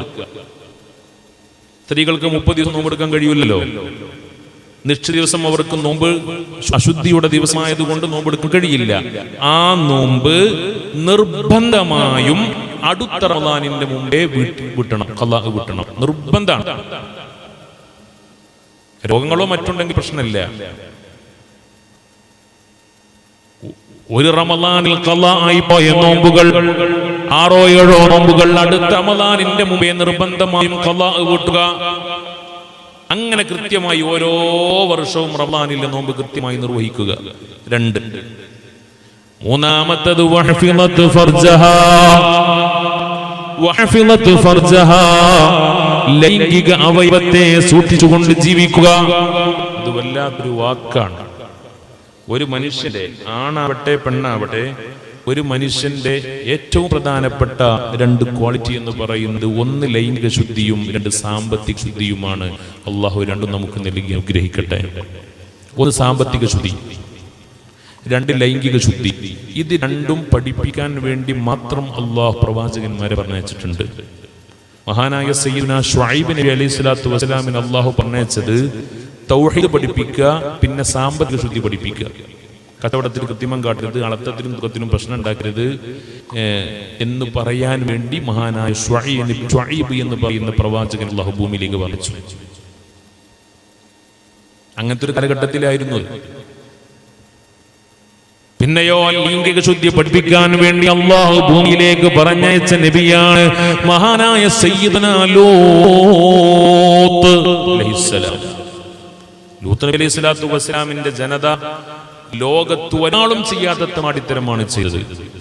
വൈകാരിക ശമനത്തിന് സ്വന്തം ഭാര്യമാരെ സമീപിക്കുന്നതിന് പകരം കാണാൻ സൗന്ദര്യമുള്ള ആൺകുട്ടികളെ സമീപിച്ചുകൊണ്ട് വൈകാരിക ശമനം നടത്തി എന്നവരായിരുന്നു ലൂത്ത് നബിയുടെ ജനത. ലിവാത്ത് എന്നാണ് ഇതിന് പറയുക. ആ സ്വവർഗരതി ലോകത്താദ്യമായി ചെയ്ത ലൂത്ത് നബിയുടെ സമൂഹമാണ്. ലൂത്തിനെ പറഞ്ഞയച്ചു. എന്താ ലൂത്ത് നബിയുടെ ഡ്യൂട്ടി? തൗഹീദ് പഠിപ്പിച്ചു കൊടുക്കുക, ലൈംഗിക ശുദ്ധിയും പഠിപ്പിച്ചു കൊടുക്കുക. അവർ ആ കുറ്റകൃത്യവുമായിട്ട് മുന്നോട്ട് പോയപ്പോൾ അള്ളാഹു അവരുടെ തകിടം മറിച്ച് അവരെ നാമാവശേഷമാക്കിയ സംഭവം ശുദ്ധ ഖുർആനിൽ പറയുന്നുണ്ട്. ഒരു മനുഷ്യന്റെ വളരെ പ്രധാനപ്പെട്ട 2 ശുദ്ധിയാണ്. 1 സാമ്പത്തിക ശുദ്ധിയും 2 ലൈംഗിക ശുദ്ധിയും. അത് രണ്ടുണ്ടെങ്കിൽ രക്ഷപ്പെടാൻ കഴിയും. ഹബീബായ റസൂലുള്ളാഹി സ്വല്ലല്ലാഹു അലൈഹി വസല്ലം തങ്ങൾ പറഞ്ഞിട്ടുണ്ട്, ഒരു മനുഷ്യന്റെ ശരീരത്തിൽ എല്ലില്ലാത്ത 2 അവയവമുണ്ട്. ആ 2 അവയവങ്ങളെയും നിങ്ങൾ സൂക്ഷിക്കുമെന്ന് എനിക്ക് വാക്ക് തന്നാൽ ഞാൻ നിങ്ങൾക്ക് സ്വർഗം വാങ്ങിത്തരാം. ഓ, അത് വല്ലാത്തൊരു വാക്കാ. ഞാൻ ജാമ്യം നിൽക്കാം, ഞാൻ കഫീലാണ്, ഞാൻ ലാമിനാണ്. ആ എല്ലില്ലാത്ത 2 അവയവങ്ങളെ നിങ്ങൾ കീപ്പ് ചെയ്താൽ മതി. ഏതാണത്? 1 നാവാണ്. അള്ളാഹു നാവിനെ സൂക്ഷിക്കാൻ തൗഫീഖ് തരട്ടെ. 2 ലൈംഗിക അവയവമാണ്, 2ഉം എല്ലില്ല. ആ അവയവങ്ങളെ സൂക്ഷിച്ചാൽ ഒരു മനുഷ്യന് സ്വർഗം വാങ്ങിത്തരാമെന്ന് അള്ളാന്റെ ഹബീബ് ജാമ്യം തന്നിട്ടുണ്ടെങ്കിൽ എത്ര വലിയ അപകടകാരികളാണ് ഈ 2 അവയവങ്ങൾ എന്ന് പരിശോധിച്ചാൽ മതി. അതുകൊണ്ടാണ് നബി തങ്ങൾ പറഞ്ഞത് വഹ്ഫിളത്തു ഫർജഹാ, ലൈംഗിക ശുദ്ധിയോടുകൂടി ലോകത്ത് ജീവിക്കുക. ലൈംഗിക ശുദ്ധി ലഭിക്കണമെങ്കിൽ വേണ്ട കാര്യം ഞാൻ പറയാം. വിശുദ്ധ ഖുർആനാണ് പറയുന്നത്, എൻ്റെ അഭിപ്രായമല്ല. ഒരു മനുഷ്യനെ ലൈംഗിക ശുദ്ധി ഉണ്ടാവണമെങ്കിൽ എന്ത് വേണം? സൂറത്തുൻ നൂറിൽ നിങ്ങൾക്ക് പരിശോധിക്കാം. അല്ലാഹു സുബ്ഹാനഹു വ തആല വിശുദ്ധ ഖുർആനിലെ സൂറത്തുൻ നൂറിലൂടെ നമ്മെ പഠിപ്പിക്കുകയാണ്. ബിസ്മില്ലാഹിർ റഹ്മാനിർ റഹീം. وقل للمؤمنين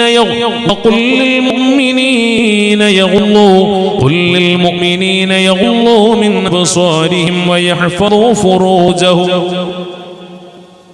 ആണുങ്ങളോട് ശ്രദ്ധിക്കണേ, വളരെ പ്രധാനപ്പെട്ട പോയിന്റ് ആണിത്. ആണുങ്ങളോട്, പുരുഷന്മാരോട് അല്ലാഹു പറയാണ്, നിങ്ങൾക്ക് ലൈംഗിക ശുദ്ധി വേണോ? എന്നാൽ ഒരു കാര്യം ചെയ്യണം. ഖുൽ നബിയെ നിങ്ങൾ പറയുക.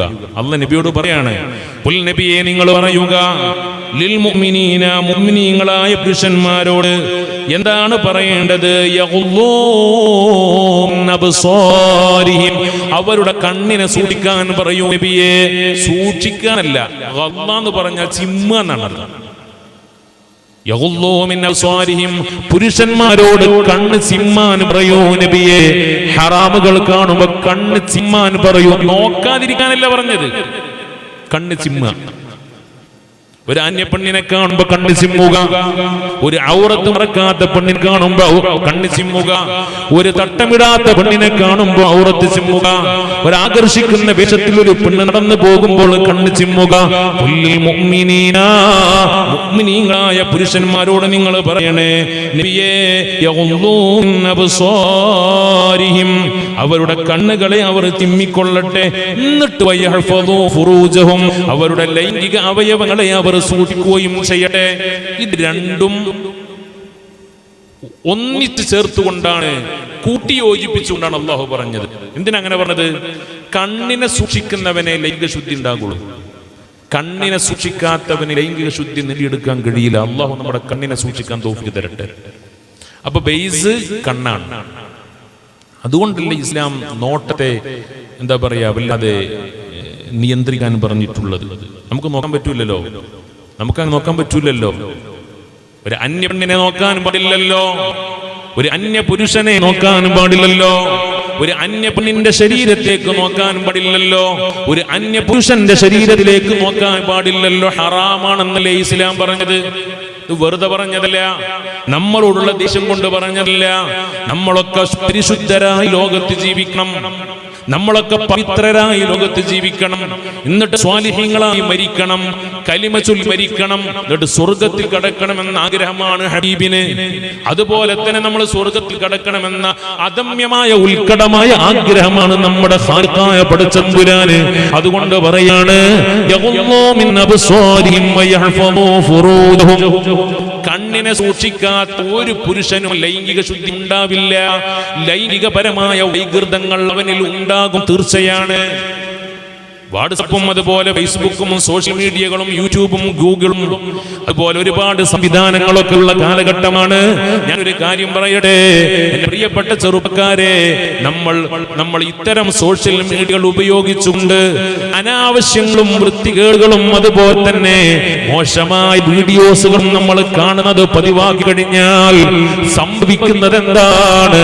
സ്വർഗത്തിൽ കിടക്കാൻ ആവശ്യമായ ലൈംഗിക ശുദ്ധി നഷ്ടപ്പെട്ടു പോവുകയാ. അല്ലാഹു നമ്മളെ രക്ഷപ്പെടുത്തട്ടെ. അങ്ങനെ ഹറാമുകൾ മൊബൈലിലോ മറ്റോ കാണുന്ന ഒരു പുരുഷനെ സംബന്ധിച്ചിടത്തോളം ഒരിക്കലും അവന് ലൈംഗിക ശുദ്ധി ഉണ്ടാവില്ല. ഞാനല്ല പറയുന്നത്, വിശുദ്ധ ഖുർആൻ. അവന് ഹറാമ് ചെയ്യാൻ തോന്നും. ലൈംഗിക അവയവങ്ങളെ കൊണ്ട് അല്ലാഹു ഒരിക്കലും തന്നെ പൊരുത്തപ്പെടാത്ത, അല്ലാഹു ഹറാമാക്കിയ നിഷിദ്ധമാക്കി വൈകൃതങ്ങൾ ചെയ്യാൻ അവനെ പ്രേരിപ്പിക്കും. അപ്പോൾ ബൈസ് എന്ന് പറയുന്നത് കണ്ണാണ്. കണ്ണിനെ നിയന്ത്രിക്കാനാ അല്ലാഹു പറഞ്ഞത്. അതുകൊണ്ട് പ്രിയപ്പെട്ട കൂട്ടുകാരെ, ചെറുപ്പക്കാരെ, അല്ലാഹു സുബ്ഹാനഹു വ തആല നമുക്ക് വലിയ ഭൗതികമായ സംവിധാനങ്ങൾ തുറന്നിരുന്ന ഒരു കാലഘട്ടത്തിലാണ് നമ്മൾ ജീവിക്കുന്നത്. നമ്മുടെ ഓരോരുത്തരുടെ കയ്യിലും ഒരുപാട് വലിയ വലിയ ഫെസിലിറ്റികളുള്ള മൊബൈൽ ഫോണുകളാണ് നമ്മുടെ കൈകളിലുള്ളത്. കുഴപ്പമില്ല, അല്ലാഹുവിന്റെ നിഅമത്താണ്, അല്ലാഹുവിന്റെ വല്ലാത്ത നിഅമത്താണ്. പക്ഷെ അതിനെ മിസ്യൂസ് ചെയ്താൽ, അതിനെ ദുരുപയോഗം ചെയ്താൽ വളരെ അപകടകരമാണ്. നമ്മുടെ ആഖിറം നഷ്ടപ്പെട്ടു പോകും, ആഖിറം നഷ്ടപ്പെട്ടു പോകും. അല്ലാഹു നമ്മളെ രക്ഷപ്പെടുത്തട്ടെ. എന്നിട്ട് നിങ്ങൾ കേൾക്കണേ, അല്ലാഹു സുബ്ഹാനഹു വ തആലയുടെ ശൈലി നിങ്ങൾക്ക് ഇത് ഗൗരവമുള്ള വിഷയമായതുകൊണ്ട് ഇതിന്റെ താഴെ വീണ്ടും അല്ലാഹു പറയാണ്. എന്താ പറയുന്നത്? വഖുല്ലിൽ മുഅ്മിനാതി യഗ്ളുദ്ന മിൻ അബ്സാരിഹിന്ന വയഹ്ഫദ്ന ഫുറൂജഹുൻ. വഖുല്ലിൽ മുഅ്മിനാതി, മുഅ്മിനത്തുകളായ പെണ്ണുങ്ങളോട് നബിയെ നിങ്ങൾ പറയണം. എന്താ പറയേണ്ടത്? യഗ്ളുദ്ന മിൻ അബ്സാരിഹിന്ന, അവരും അവരുടെ കണ്ണ് ചിമ്മിക്കൊള്ളട്ടെ. എന്നിട്ട് വയഹ്ഫദ്ന ഫുറൂജഹുന്ന, എന്നിട്ട് അവരുടെ ലൈംഗിക അവയവങ്ങളെ അവർ സൂക്ഷിച്ചു കൊള്ളട്ടെ എന്ന് വിശുദ്ധ ഖുർആൻ. അള്ളാഹ്ക്ക് വേണമെങ്കിൽ ആണുങ്ങളെയും പെണ്ണുങ്ങളെയും കൂടെ ഒന്നിച്ച് ചേർത്ത് ഒരായത്തിൽ പറയാൻ പറ്റുന്ന വാക്കാണത്. അങ്ങനെ എത്ര കാര്യം അള്ളാഹ് പറഞ്ഞിട്ടുണ്ട്.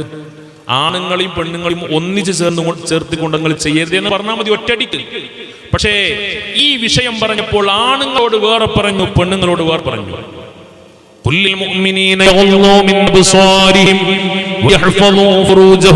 അത് ആണുങ്ങളോട് മാത്രമാണ്.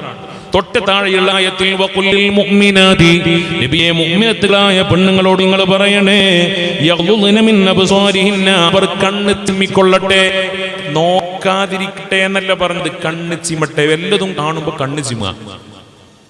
കണ്ണ് ചിമ്മി നടക്കേണ്ട ഒരു ലോകത്താ നമ്മൾ നിലകൊള്ളുന്നത്, അല്ലേ? എവിടെയും ഹറാമാണ്, എവിടെയും നഗ്നതയാണ്. സ്വന്തം വീട്ടിൽ തന്നെ സിനിമ ടാക്കീസാണ്. പണ്ടൊക്കെ ഞാൻ സാധാരണ പറയാറുണ്ട്, പണ്ടൊക്കെ ഒരു സിനിമ കാണുന്നുണ്ടെങ്കിൽ ടൗണിൽ എവിടെയെങ്കിലും ഉള്ള ഏതെങ്കിലും ടാക്കീസ് പിടിക്കണം. ഇന്ന് ഒരു മഹലിൽ 200 വീടുണ്ടെങ്കിൽ 200 വീടും സിനിമ ടാക്കീസാണ്. പോട്ടെ, ഓരോരുത്തരുടെ കയ്യിലുള്ള മൊബൈലും സിനിമ ടാക്കീസാണ്. കണ്ണിനെ സൂക്ഷിക്കാതെ ഒരിക്കലും ലൈംഗിക ശുദ്ധി സാധ്യമല്ല. ഹറാമ് മയമുള്ള ലോകത്താണ് നമ്മൾ ജീവിക്കുന്നത്. ബസ് സ്റ്റോപ്പിൽ ബസ് എടുക്കാൻ കോലല്ല, അങ്ങോട്ട് തിരിയാൻ പറ്റൂല, ഇങ്ങോട്ട് തിരിയാൻ പറ്റൂല. എവിടെ നോക്കിയാലും ഇന്ന ദൃശ്യങ്ങളാണ്. ഒരു പരസ്യബോർഡ് നോക്കാൻ കോലുണ്ടോ? കോലല്ല. ബസ് കയറിയിട്ട് പാട്ട് കേൾക്കാൻ കോലുണ്ടോ? കോലല്ല. ഒരു ഉമ്മാക്കും മോൾക്കും ഇരുന്നിട്ട് മാന്യമായിട്ട് കേൾക്കാൻ പറ്റുന്ന ഏത് പാട്ടാണെന്നുള്ളത് നിങ്ങൾ പറയും. ഒരു ഉമ്മയും മോളും ഒരു സീറ്റിൽ ഇരുന്നിട്ട് യാത്ര ചെയ്യുമ്പോൾ 2 പേർക്കും കൂടെ ഒന്നിച്ചിന്ന് കേൾക്കാൻ പറ്റുന്ന ഒരു പാട്ട് നിങ്ങൾ പറയും. അത് മാപ്പിള പാട്ടായാലും സിനിമ പാട്ടായാലും എല്ലാം കണക്കാണ്. മാപ്പിളാന്ന് മുമ്പിലുണ്ടായത് കൊണ്ട് ഹലാവൊന്നുമില്ല. വൃത്തികെട്ട മാപ്പിളപ്പാട്ടുകൾ, വളരെ വൃത്തികെട്ട പ്രേമത്തിന്റെയും സ്നേഹത്തിന്റെയും ആവിഷ്കാരങ്ങളായ മാപ്പിളപ്പാട്ടുകൾ, അല്ലെ? മനുഷ്യൻ ആദമ വികാരങ്ങൾ ഉത്തേജിപ്പിക്കുന്ന മാപ്പിളപ്പാട്ടുകൾ. അല്ലാഹു രക്ഷപ്പെടുത്തട്ടെ. വല്ലാത്തൊരു ലോകത്താണ് നമ്മൾ ജീവിക്കുന്നത്. അതുകൊണ്ട് ഈ കാലഘട്ടത്തിൽ മുഅ്മിനായിട്ട് ജീവിക്കാൻ കുറച്ച് പാടുപെടേണ്ടി വരും. നമുക്കൊന്ന് ജിഹാദിൽ പോകേണ്ട ആവശ്യമില്ല. ഓരോ കാലഘട്ടത്തിലും ഓരോ തരത്തിലുള്ള പരീക്ഷണമാണ്. സ്വഹാബത്ത് ജീവിച്ചിരുന്ന കാലഘട്ടത്തിൽ അവർക്ക് യുദ്ധത്തിൽ പോണ്ടിയിരുന്നു. കാരണം ഇസ്ലാം നിലനിൽക്കണമെങ്കിൽ ഇവിടെ ശത്രുക്കളുണ്ട്, ശത്രുക്കൾ അവർക്ക് സ്വൈരം കൊടുക്കണില്ല. അങ്ങനെ പ്രതിസന്ധി ഘട്ടങ്ങളിൽ യുദ്ധം ചെയ്തിട്ട് ഇസ്ലാമിനോട് നിലനിർത്തി. നമുക്കൊന്ന് യുദ്ധത്തിന് പോകേണ്ട ആവശ്യമൊന്നുമില്ല, നമ്മൾ സുരക്ഷിതരാണ്. പക്ഷേ നമ്മുടെ ജിഹാദ് ഇത്തരം ഹറാമുകൾക്കെതിരെയാവണം. സിനിമകൾക്കെതിരെ, സീരിയലുകൾക്കെതിരെ, അതുപോലെ നഗ്ന ദൃശ്യങ്ങൾക്കെതിരെ, നമ്മുടെ സ്വന്തം കൈക്കുമ്പിളിലുള്ള മൊബൈൽ ഫോണിൽ ഒളിഞ്ഞു കിടക്കുന്ന വൃത്തികെട്ട അശ്ലീലതകൾക്കെതിരെ അതിനുള്ള ജിഹാദാണ് ഏറ്റവും വലിയ ജിഹാദ്. ആ ജിഹാദിൽ വിജയിക്കാതെ ഒരിക്കലും ലൈംഗിക ശുദ്ധി ഒരിക്കലും നമുക്കുണ്ടാവില്ല. സഹോദരിമാരെ കേട്ടോളൂ, അവർ കണ്ണ് ചിമ്മട്ടെ. ഒരു അന്യ പുരുഷനെ കാണുമ്പോൾ നോക്കണ്ട, അല്ലേ? ഒരു അന്യ പുരുഷനെ ആകർഷിക്കുന്ന തരത്തിൽ വേഷം ധരിക്കണ്ട. അതിന്റെ തൊട്ടപ്പുറത്ത് ഖുർആൻ പറയുന്നുണ്ട്, ഞാൻ വെറുതെ പറയല്ല,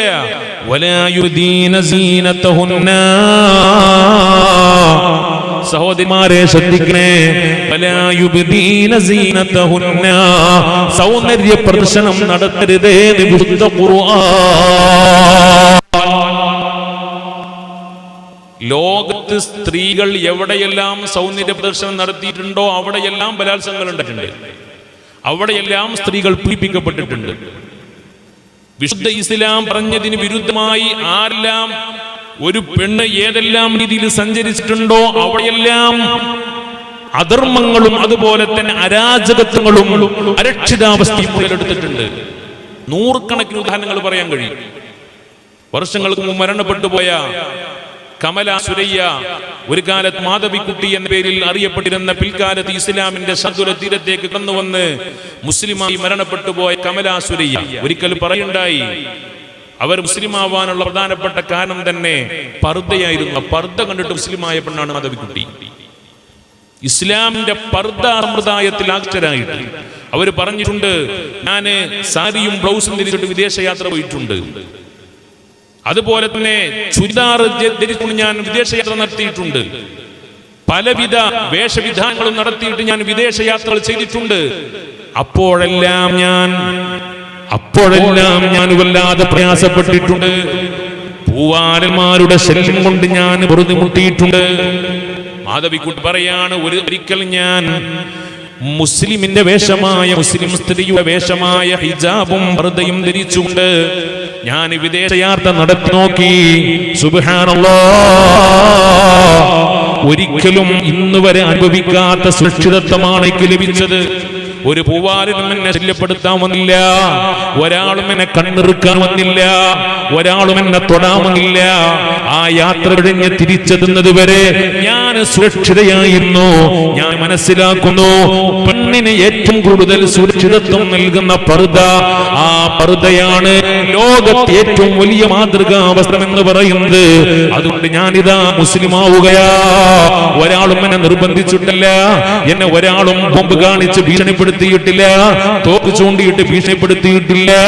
ഇസ്ലാമിന്റെ വസ്ത്രത്തിന്റെ മാന്യമായ വസ്ത്രധാരണ രീതി കണ്ടുകൊണ്ടാണ് ഞാൻ ഇസ്ലാമിലേക്ക് കടന്നു വന്നത് എന്ന് ലോകത്തോട് വിളിച്ചു പറഞ്ഞ മാധവിക്കുട്ടി പിന്നീട് കമലാസുരയായി. മാധവിക്കുട്ടി മറ്റതൊക്കെ വിളിച്ചറിഞ്ഞിട്ട് പർദ്ദയും മഫ്തും സ്വീകരിച്ചു. നമ്മുടെ കുട്ടികളോ, നമ്മളെ സഹോദരിമാരോ പർദ്ദയും ഹിജാബൊക്കെ വലിച്ചെറിഞ്ഞിട്ട് മറ്റു പലതും സ്വീകരിക്കാണ്. ഇന്നത്തെ ഏറ്റവും വലിയ ദുരന്താണത്. എന്റെ ആ ഇസ്ലാമിന്റെ സമീപനം, എന്റെ ഉമ്മമാരെ ഗൗരവത്തോടെ ചിന്തിക്കണം. നിങ്ങളെ സംബന്ധിച്ചിടത്തോളം നിങ്ങൾ അല്ലാഹു സുബ്ഹാനഹു വ തആല നിങ്ങൾക്ക് വലിയ സുരക്ഷിതത്വമാണ് അല്ലാഹു നിങ്ങൾക്ക് നൽകിയിട്ടുള്ളത്. അതിനാവശ്യമായ അതിർവരമ്പുകൾ അല്ലാഹു നിങ്ങൾക്ക് തന്നിട്ടുണ്ട്. അത് പാലിക്കാൻ ബാധ്യസ്ഥരാണ് നമ്മൾ. പിന്നെന്ത് മുസ്ലിം എന്ന് പറഞ്ഞാൽ അള്ളാഹ് പറഞ്ഞത് അനുസരിക്കുന്ന ആൾക്ക് മുസ്ലിം എന്ന് പറയാം. നമ്മൾ മുസ്ലിമാൻ പറഞ്ഞ് നടക്കുന്നു, എന്നിട്ടോ ഇസ്ലാം പറഞ്ഞ ഒന്നും നമ്മുടെ ജീവിതത്തിലില്ല. വസ്ത്രധാരണയില്ല, സംസാരശൈലിയില്ല, പെരുമാറ്റ രീതിയില്ല, യാത്രയില്ല, ഒന്നുമില്ല. പിന്നെ മുസ്ലിം എന്ന് പറഞ്ഞാൽ അള്ളാഹുവിനെ അനുസരിച്ച് അള്ളാഹുവിനെ വഴിപ്പെട്ട് ജീവിക്കുന്നവൻ എന്നാണ് മുസ്ലിം എന്നതിന്റെ അർത്ഥം. മുസ്ലിം ആവണോ, ഈ ഇസ്ലാം നിർദ്ദേശിച്ച കൽപ്പനകൾ മുഴുവനും ശിരസ വഹിക്കേണ്ടി വരും. അള്ളാഹു നമുക്ക് തൗഫീഖ് തരട്ടെ. അത് നമ്മളുടെ ദേശം കൊണ്ടല്ല, ചില കർശനമായ ചില നിലപാടുകൾ ഇസ്ലാം സ്വീകരിച്ചത് യഥാർത്ഥത്തിൽ അത് നിങ്ങളുടെ സുരക്ഷിതത്വത്തിന് വേണ്ടിയാണ്. ആണുങ്ങളെപ്പോലെയല്ല പെണ്ണുങ്ങള്, ആണുങ്ങളെപ്പോലെ എങ്ങനെയും നടക്കേണ്ടവരല്ല സഹോദരിമാരെ സംബന്ധിച്ചിടത്തോളം പെണ്ണ് എന്ന് പറയുന്നത് തന്നെ സൗന്ദര്യമാണ്. അതുകൊണ്ട് ആ സൗന്ദര്യത്തെ ഒരിക്കലും തന്നെ പ്രദർശിപ്പിക്കാതെ വളരെ അച്ചടക്കത്തോടെ, വളരെ ഹയാഓടെ, വളരെ ലജ്ജയോടുകൂടി സഞ്ചരിക്കേണ്ടവളും യാത്ര ചെയ്യേണ്ടവരുമാണ് മുസ്ലിം സ്ത്രീ എന്ന് പറയുന്നത്. ഖുർആൻ എന്താ പറഞ്ഞത്? വലാ തബറജന തബറുജൽ ജാഹിലിയത്തുൽ ഊലാ, നിങ്ങൾ അപരസഞ്ചാരം നടത്തരുത്. അഥവാ പുറത്തു പോവേണ്ടി വന്നാൽ അച്ചടക്കത്തോടെ ഒതുക്കത്തോടുകൂടി നിങ്ങൾ പുറത്തു പോകണം. ഔറത്ത് കൃത്യമായി ഔറത്ത് മറക്കണം. ഒരു മുടി എന്നിട്ടല്ലേ തല മൊത്തം, ഒരു മുടി പോലും പുറത്ത് കാണുന്ന അവസ്ഥ പുറത്തിറങ്ങുമ്പോണ്ടാവാൻ പാടില്ല. ഭർത്താവിന് മുമ്പിൽ നിങ്ങൾ എന്തോ ആയിക്കോ, നിങ്ങൾ സ്വന്തം വീട്ടിൽ നിങ്ങളുടെ മക്കളുടെ മുമ്പിൽ, ഉപ്പയുടെ മുമ്പിൽ, ഉമ്മയുടെ മുമ്പിൽ കുഴപ്പമില്ല. അന്യ പുരുഷന്മാർക്കിടയിൽ നിങ്ങൾ ഇറങ്ങുകയാണെങ്കിൽ ഒരു മുടി പുറത്ത് കാണാൻ പറ്റില്ല. അത്ര നിങ്ങൾക്ക് ഉപയോഗിക്കാൻ പറ്റൂല പുറത്തിറങ്ങുമ്പോ. അത് നിങ്ങളുടെ വിരോധം കൊണ്ടല്ലേ. പുരുഷന്മാർ പുറത്തിറങ്ങുമ്പോൾ പുരുഷന്മാർക്ക് സ്പ്രേ ഉപയോഗിക്കാം, സുഗന്ധം ഉപയോഗിക്കാം. എന്നാൽ പെണ്ണുങ്ങളെ പറ്റി പറഞ്ഞത് എന്താ അറിയാത്തവർക്ക് പഠിച്ചു വെച്ചോളൂ. ഈ വാളിന് പോലും സുഗന്ധം ഉപയോഗിച്ചുകൊണ്ടാണ് വന്നിരിക്കുന്നത് എങ്കിൽ നിങ്ങൾ ചെയ്യുന്നത് ഹറാമാണ്. ഇത് തുടങ്ങിയിട്ടല്ലോ, ഇനി ഒരുപാട് ദിവസമല്ലേ വാഴന്ന് ഇങ്ങനെ വരുന്നത്. അറിയാത്തവരുണ്ടെങ്കിൽ മസല പഠിച്ചു വെക്കണം. ഞാൻ പറയുന്നതിന് സംശയം ഉണ്ടെങ്കിൽ നിങ്ങൾ ആലിമീങ്ങളോട് ചോദ്യം നോക്കണം. ഒരു പെണ്ണ് മുത്തഅത്തിറത്തായി അഥവാ സുഗന്ധം ഉപയോഗിച്ചുകൊണ്ട് പുറത്തിറങ്ങാൻ പാടില്ല. എന്തേ? ആ സുഗന്ധത്തിന്റെ പേരിൽ ഒരിക്കലും തന്നെ അവൾ മറ്റുള്ളവരിൽ ആകൃഷ്ടരായി, മറ്റുള്ളവർ ഇവളിൽ ആകൃഷ്ടരായി ഇവൾക്ക് പ്രശ്നം ഉണ്ടാവരുത് എന്നതുകൊണ്ടാണ്. മാനഭംഗപ്പെടുത്തപ്പെടാതിരിക്കാൻ, വശീകരിക്കപ്പെടാതിരിക്കാൻ, എത്ര മനോഹരമായ മതമാണ് പരിശുദ്ധമായ ദീനുൽ ഇസ്ലാം. ഇനി അഥവാ ഒരു പെണ്ണ് സുഗന്ധം ഉപയോഗിച്ചുകൊണ്ട് പുറത്തിറങ്ങിയാൽ എന്താ നബി തങ്ങൾ പറഞ്ഞത്? ഹദീസാണിത്, ഞാൻ പറയല്ല. ഒരു പെണ്ണ് ഉപയോഗിച്ചുകൊണ്ട് സുഗന്ധം ഉപയോഗിച്ചുകൊണ്ട് പുറത്തിറങ്ങിയാൽ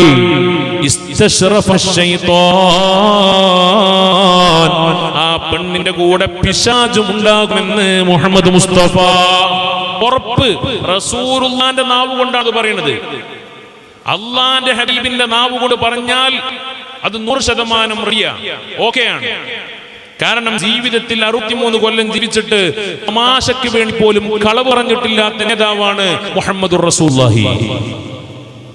ആ ഹബീബ് നിങ്ങളോട് ഒരു ദേഷ്യമില്ല. നിങ്ങളോട് ഹബീബിന് ദേഷ്യമുണ്ടായിരുന്നുവെങ്കിൽ പിറന്നു വീഴാൻ നിങ്ങൾക്ക് സ്വാതന്ത്ര്യമില്ലാത്ത കാലഘട്ടത്തിൽ നിങ്ങൾക്ക് വേണ്ടി സ്നേഹിക്കുമായിരുന്നില്ല മുഹമ്മദ് മുസ്തഫ. വല്ലാത്ത സ്നേഹമാണ്. അള്ളാന്റെ ഹബീബ് ഏറ്റവും കൂടുതൽ സ്നേഹിച്ചത് സ്വന്തം ഭാര്യമാരെയാണ്, പെണ്ണുങ്ങളെയാണ്. നബി തങ്ങൾ പറഞ്ഞു, എനിക്ക് സുഗന്ധം വല്ലാത്ത ഇഷ്ടമാണ്, എന്റെ ഭാര്യമാരോട് എനിക്ക് വല്ലാത്ത പ്രിയമാണ് എന്ന് മുഹമ്മദ് മുസ്തഫ. അതർക്ക് വലിയ സ്നേഹമാണ്. ചിന്തിക്കണം സഹോദരിമാരെ, നിങ്ങളൊരു വെറുപ്പ് അല്ലാഹുവിന്റെ ഹബീബിനില്ല. ഇതെല്ലാം നമ്മുടെ ആഖിറം രക്ഷപ്പെടാനുള്ള നിയന്ത്രണങ്ങളും ചില നിലപാടുകളുമാണ്. അങ്ങനെ ഒരു പെണ്ണ് സുഗന്ധം ഉപയോഗിച്ചുകൊണ്ട് പുറത്തിറങ്ങിയാൽ അവളുടെ പിന്നാലെ പിശാച് കൂടുമെന്നും അവൾക്ക് ദുർബോധനം നടത്തിക്കൊണ്ടിരിക്കുമെന്നും സയ്യിദുനാ റസൂലുള്ളാഹി. ആ യാത്രയിൽ ഹറാമുകൾ സംഭവിച്ചിരിക്കും, ഉറപ്പാണ്. അള്ളാഹ്ക്ക് ഇഷ്ടമില്ലാത്ത നോട്ടവും വർത്താനവും പെരുമാറ്റവും കാര്യങ്ങളൊക്കെ സംഭവിക്കും, ഉറപ്പ്. അതുകൊണ്ട് അത്തരം പ്രവണതകൾ ഒഴിവാക്കുക. പിന്നെ ഒരു പെണ്ണിന്റെ ഏറ്റവും വലിയ സൗന്ദര്യം എന്ന് പറയുന്നത്, പെണ്ണെ സഹോദരിമാരെ ശ്രദ്ധിക്കണേ, ഒരു പെണ്ണിന്റെ ഏറ്റവും വലിയ സൗന്ദര്യം എന്ന് പറയുന്നത് ലജ്ജയാണ്. അള്ളാഹുവിന്റെ ഹബീബ് എന്താ പറഞ്ഞത്? അൽ ഹയാഉ മിനൽ ഈമാൻ. ലജ്ജ ഈമാനിൽപ്പെട്ടതാണ്. ലജ്ജയുണ്ടോ ഈമാനുണ്ട്, ഈമാനുണ്ടോ ലജ്ജയുണ്ട്. ഈമാനുള്ള മനുഷ്യനാണെങ്കിൽ ലജ്ജ ഉണ്ടാവും, ലജ്ജയുള്ള മനുഷ്യനാണെങ്കിൽ ഈമാൻ ഉണ്ടാവും. രണ്ടും പരസ്പര പൂരകങ്ങളാണ്. ലജ്ജയില്ലെങ്കിൽ ഈമാനില്ല, ഈമാനില്ലെങ്കിൽ ലജ്ജയുമില്ല. എത്ര വലിയ ലജ്ജയായിരുന്നു നമ്മുടെ പ്രപിതാക്കൾക്ക്, നമ്മുടെ സ്വഹാബി വനിതകൾക്ക്, നമ്മുടെ ഉമ്മാമമാർക്ക്. അതെല്ലാം തകർന്ന് തരിപ്പണമായി പോയില്ലേ? എന്റെ മുഅ്മിനീങ്ങളെ, ഇന്ന് ലജ്ജ എന്ന് പറയുന്നത് സുബ്ഹാനല്ലാഹ് നമുക്ക് ഒരിക്കലും ഒരു രംഗത്തും കാണാൻ കഴിയുന്നില്ലല്ലോ. ഗൗരവമുള്ള വിഷയമല്ലേ, ലോകാവസാനത്തിന്റെ അടയാളമല്ലേ ലജ്ജ നഷ്ടപ്പെടുന്നത്. അല്ലാഹു നമ്മളെ രക്ഷപ്പെടുത്തി തരട്ടെ. ഞാൻ ഒറ്റ സംഭവം പറയാം, ഗൗരവത്തോടെ ചിന്തിക്കണേ. സയ്യിദുനാ റസൂലുള്ളാഹി സ്വല്ലല്ലാഹു അലൈഹി വസല്ലം തങ്ങളുടെ അടുക്കലേക്ക് ഒരു പെൺ വന്നിട്ടോ പറയാ, നബിയേ ഇന്നി ഉസഉ വ തകശഫ് യാ റസൂലുള്ളാഹ്. നബിയേ ഞാനൊരു അപസ്മാരോഗിയാണ്, ഇടക്കിടക്ക് അപസ്മാരം വരികയാണ്. അപസ്മാരം വരുമ്പോൾ ഞാൻ താഴെ വീഴുകയാണ്. നബിയെ ഫദ്ഉല്ലാഹി ലീ, എനിക്ക് വേണ്ടി നിങ്ങൾ ദ്വാരക്കണം, എന്റെ രോഗം മാറാൻ വേണ്ടി നിങ്ങൾ ദ്വാരക്കണം. വല്ലാത്ത പ്രയാസാണ്. അള്ളാഹിന്റെ ഹബീബ് പറഞ്ഞു, പെണ്ണെ ഞാൻ വേണമെങ്കിൽ ദ്വാരക്കാം. ഇൻ ശിഇതി സ്വബർതി ഫലക്കിൽ ജന്ന. ഒന്നുകിൽ നീ നിനക്ക് വേണ്ടി ഞാൻ തുറന്നു തരാം, തുറന്നാൽ അല്ലാഹു നിനക്ക് ശിഫ തന്നോളും. നീ അല്ലെങ്കിൽ ഈ രോഗം ക്ഷമിക്കുമെന്ന് നീ എനിക്ക് വാക്ക് തന്നാൽ നിനക്ക് സ്വർഗ്ഗം ഉണ്ടാകും. എന്താ കൊണ്ട് വേണമെങ്കിൽ ഞാൻ ദ്വാരക്കാം, അല്ലാഹു രോഗം മാറ്റി തന്നോളും. ഇനി അല്ല, ഈ രോഗം ക്ഷമിക്കുമെന്നാണെങ്കിൽ നിനക്ക് സ്വർഗ്ഗം ഉണ്ടാകും, എന്താ ചെയ്യേണ്ടതെന്ന് ചോദിച്ചു. അപ്പൊ ഈ പെണ്ണ് പറഞ്ഞു, നബി എന്നങ്ങൾ ദ്വാരക്കടാ, ഞാൻ ക്ഷമിച്ചോളാം, സ്വർഗ്ഗം കിട്ടണ കാര്യല്ലേ, ഞാൻ ക്ഷമിച്ചോളാം. അപസ്മരണ്ടിക്കോട്ടെ, കുഴപ്പമില്ല, എനിക്ക് സ്വർഗം കിട്ടൂലേ, ഞാൻ ക്ഷമിച്ചോളാം. പക്ഷേ എനിക്കൊരു കംപ്ലൈന്റ് പറയാനുണ്ട് നബിയേ. എന്താ പരാതി എന്നറിയോ? ഇന്നി ഉസ്റഉ വ തകശഫു യാ റസൂലല്ലാഹ്. അപസ്മാരം എനിക്ക് പ്രശ്നമല്ല, ഞാൻ സഹിച്ചോളാം. വീഴുന്നതും എനിക്ക് പ്രശ്നമല്ല, ഞാൻ സഹിച്ചോളാം. പക്ഷേ ഞാൻ ഞാൻ അപസ്മാരം ബാധിതങ്ങ് താഴെ വീണാൽ ഞാൻ ഇങ്ങനെ കിടന്ന് അങ്ങോട്ടും ഇങ്ങോട്ടും ഉരുളുന്ന സമയത്ത് നബിയേ എന്റെ തലയിൽ നിന്ന് തട്ടം നീങ്ങുന്നു നബിയേ, എന്റെ ഔറത്ത് കാണുന്നു നബിയേ, എന്റെ ഔറത്ത് എന്റെ ഡ്രസ്സ് നീങ്ങി പോകുന്നു നബിയേ, എനിക്കത് സഹിക്കാൻ കഴിയുന്നില്ല നബിയേ. അതുകൊണ്ട് ഫദ്ഉല്ലാഹ ലീ യാ റസൂലല്ലാഹ്, അതും എനിക്ക് ദ്വാർക്കണേ. അള്ളാന്റെ റസൂൽ ദുആ ചെയ്തു, പടച്ചോനെ ഈ പെണ്ണ് ഇനി അപസ്മാര രോഗം ബാധിച്ചിട്ട് താഴെ വീഴുമ്പോ ഔറത്ത് പുറത്ത് കാണുന്ന ഒരു അവസ്ഥ ഉണ്ടാകല്ലേ അല്ലാഹ്, മുടി പുറത്ത് കാണുന്ന അവസ്ഥയുണ്ടാവരുതേ അല്ലാഹ്. അല്ലാഹു ഖബൂൽ ചെയ്തു. പിന്നെ മരണം വരെ ഈ പെണ്ണിന് അപസ്മാരം ഉണ്ടാവാറുണ്ട്. ഒറ്റ വീഴ്ചയാണ്, അവിടെ കിടക്കും, ഇളകലുമില്ല, മറിയലുമില്ല, ഉരുളലുമില്ല, ഒന്നുമില്ല, ഔറത്ത് നീങ്ങൂല, മുടി കാണൂല, ഒറ്റ വീഴ്ച കുറച്ച് എഴുന്നേൽക്കും മരണം വരെ. ഈ പെണ്ണിനെ പറ്റി അള്ളാന്റെ ഹബീബ് പറഞ്ഞ വർത്താനം എന്താണെന്നറിയോ? ആ പെണ്ണ് സ്വർഗക്കാരിയായ പെണ്ണാണ് സ്വഹബ. ആ പെണ്ണ് സ്വർഗക്കാരിയായ പെണ്ണാ. എന്റെ സ്വർഗത്തിൽ കടക്കാൻ കാരണം എപ്പിലെപ്സി എന്ന് പറയുന്ന, അപസ്മാരം എന്ന് പറയുന്ന മാരകമായ രോഗം സഹിക്കാൻ തയ്യാറായെന്ന് മാത്രമല്ല, ലജ്ജയുള്ള പെണ്ണായതുകൊണ്ടല്ലേ നബിയെ എന്റെ മുടി മറ്റൊരാള് കാണരുത്, എന്റെ കൈ മറ്റൊരാള് കാണരുത്, എന്റെ കഴുത്ത് മറ്റൊരാള് കാണരുത്, എന്റെ കാല് മറ്റൊരാള് കാണരുത്, ദുആ ചെയ്യണേ എന്ന് പറഞ്ഞിട്ട് ഈമാനുള്ള പെണ്ണായതുകൊണ്ടല്ലേ, ലജ്ജയുള്ള പെണ്ണായതുകൊണ്ടല്ലേ അങ്ങനെ ദുആ ചെയ്യാൻ പറഞ്ഞത്. അതുകൊണ്ട് ആ പെണ്ണ് സ്വർഗത്തിലാണ് സ്വഹാബ. ഉമ്മമാരെ, സ്വർഗത്തിൽ കടക്കാൻ ലജ്ജ ആവശ്യമാണ്, സ്വർഗത്തിൽ കടക്കാൻ ഈമാൻ ആവശ്യമാണ്. ഈമാൻ ലഭിക്കണമെങ്കിൽ ലജ്ജ ആവശ്യമാണ്, ലജ്ജയില്ലാതെ ഈമാനില്ല. ഇന്നിപ്പോ പരമാവധി സൗന്ദര്യം പ്രകടിപ്പിക്കുക എന്നുള്ളതാണ്, അതാണ് ഇന്നത്തെ തിയറി. അതിന് പറ്റുന്ന ഡ്രസ്സിങ്, ടെക്സസിൽ പോയിട്ട് ഡ്രസ് എടുക്കുന്ന സമയത്ത് ഇത് എനിക്കും എന്റെ റബ്ബിനും എന്റെ ഹബീബിനും ഇഷ്ടപ്പെടുമല്ലോ എന്നുള്ള നോട്ടല്ല, ഞാൻ കുറ്റപ്പെടുത്തല്ല. എന്റെ റബ്ബ് പൊരുത്തപ്പെടുന്ന വേഷമാണോ, എന്റെ റസൂൽ എനിക്ക് ഇഷ്ടപ്പെടുന്ന വേഷമാണോ എന്ന് നോക്കാതെ ഓരോ കാലഘട്ടങ്ങളിലും ഇറങ്ങുന്ന ഓരോ ഡ്രസ് എടുത്തുകൊണ്ട് സുബ്ഹാനല്ലാഹ് ഔറത്ത് പുറത്ത് കാണുന്ന ഡ്രസ്സും ധരിച്ചുകൊണ്ട് അന്യപുരുഷന്മാർക്കിടയിലൂടെ അബദ്ധസഞ്ചാരം നടത്തുമ്പോ, ഇറങ്ങി നടക്കുമ്പോ, യാത്ര ചെയ്യുമ്പോ, ഒരു യാത്ര കഴിഞ്ഞിട്ട് തിരിച്ചെത്തുമ്പോ ഉമ്മമാരെ എത്ര ഹറാമുകൾ വാരിക്കൂട്ടിയിട്ട് വീട്ടിലേക്ക് വരുന്നത്. വൃദ്ധല്ലല്ലോ നമ്മൾ ടെൻഷൻ തീരാത്തത്. ടെൻഷൻ തീരാത്തിന്റെ കാരണം എന്താ? നമുക്ക് എല്ലാ സംവിധാനം ഉണ്ടല്ലോ. വീടിന് വീടുണ്ട്, സ്വത്തിന് സ്വത്തുണ്ട്, വാഹനങ്ങളുണ്ട്, കുടുംബമുണ്ട്, എല്ലാം ഉണ്ട്, എല്ലാ സംവിധാനം ഉണ്ട്. പക്ഷേ നമുക്ക് സമാധാനമില്ല, ടെൻഷനാണ്, പ്രയാസമാണ്. എന്റെ ഞാൻ ഒറ്റ ഹദീസ് പറയാം. അല്ലാഹുവിന്റെ ഹബീബ് പറയുകയാണ്, ഒരു മനുഷ്യൻ ഇദാ കസറതു ദുനൂബുൽ അബ്ദി, ഒരു മനുഷ്യന്റെ തെറ്റുകൾ ഇങ്ങനെ കുമിഞ്ഞുകൂടിയാൽ, അല്ലെ, മുടി കാണിച്ചുകൊണ്ട് യാത്ര പോയാൽ, ഒരു പെണ്ണ് തട്ടമിടാതെ യാത്ര പോയാൽ തിരിച്ചെത്തുന്നവരെ എത്ര മണിക്കൂർ കഴിഞ്ഞോട്ടെ, തിരിച്ചെത്തുന്നതിനിടയിൽ എത്ര ഹറാമാണ് പെണ്ണ് ചെയ്യുന്നത്. എത്ര ആളുകൾ അവിടെ മുടി കണ്ടത്, ആ കണ്ട എത്ര ആയിരക്കണക്കിന് ആളുകളുടെ പാപഭാരം ഈ പെണ്ണിനാണ്, അല്ലേ.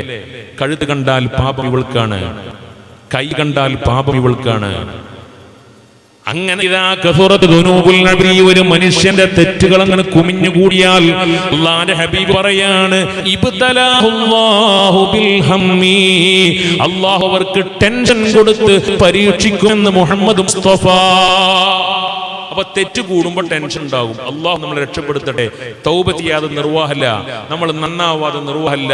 മനസ്സിന് സമാധാനം വേണ്ടോ? നമ്മൾ ഇസ്ലാമിലേക്ക് മടങ്ങുക. അള്ളാഹു നമുക്ക് തൗഫീഖ് പ്രദാനം ചെയ്യട്ടെ. അപ്പൊ ഡ്രസ്സിങ്ങിന് കാര്യം നമ്മൾ വളരെയധികം ശ്രദ്ധിക്കണം. ഔറത്ത് പുറത്ത് കാണുന്ന ഒരു സാഹചര്യം, ഏത് ഡ്രസ്സും നിങ്ങൾ ധരിച്ചോളൂ.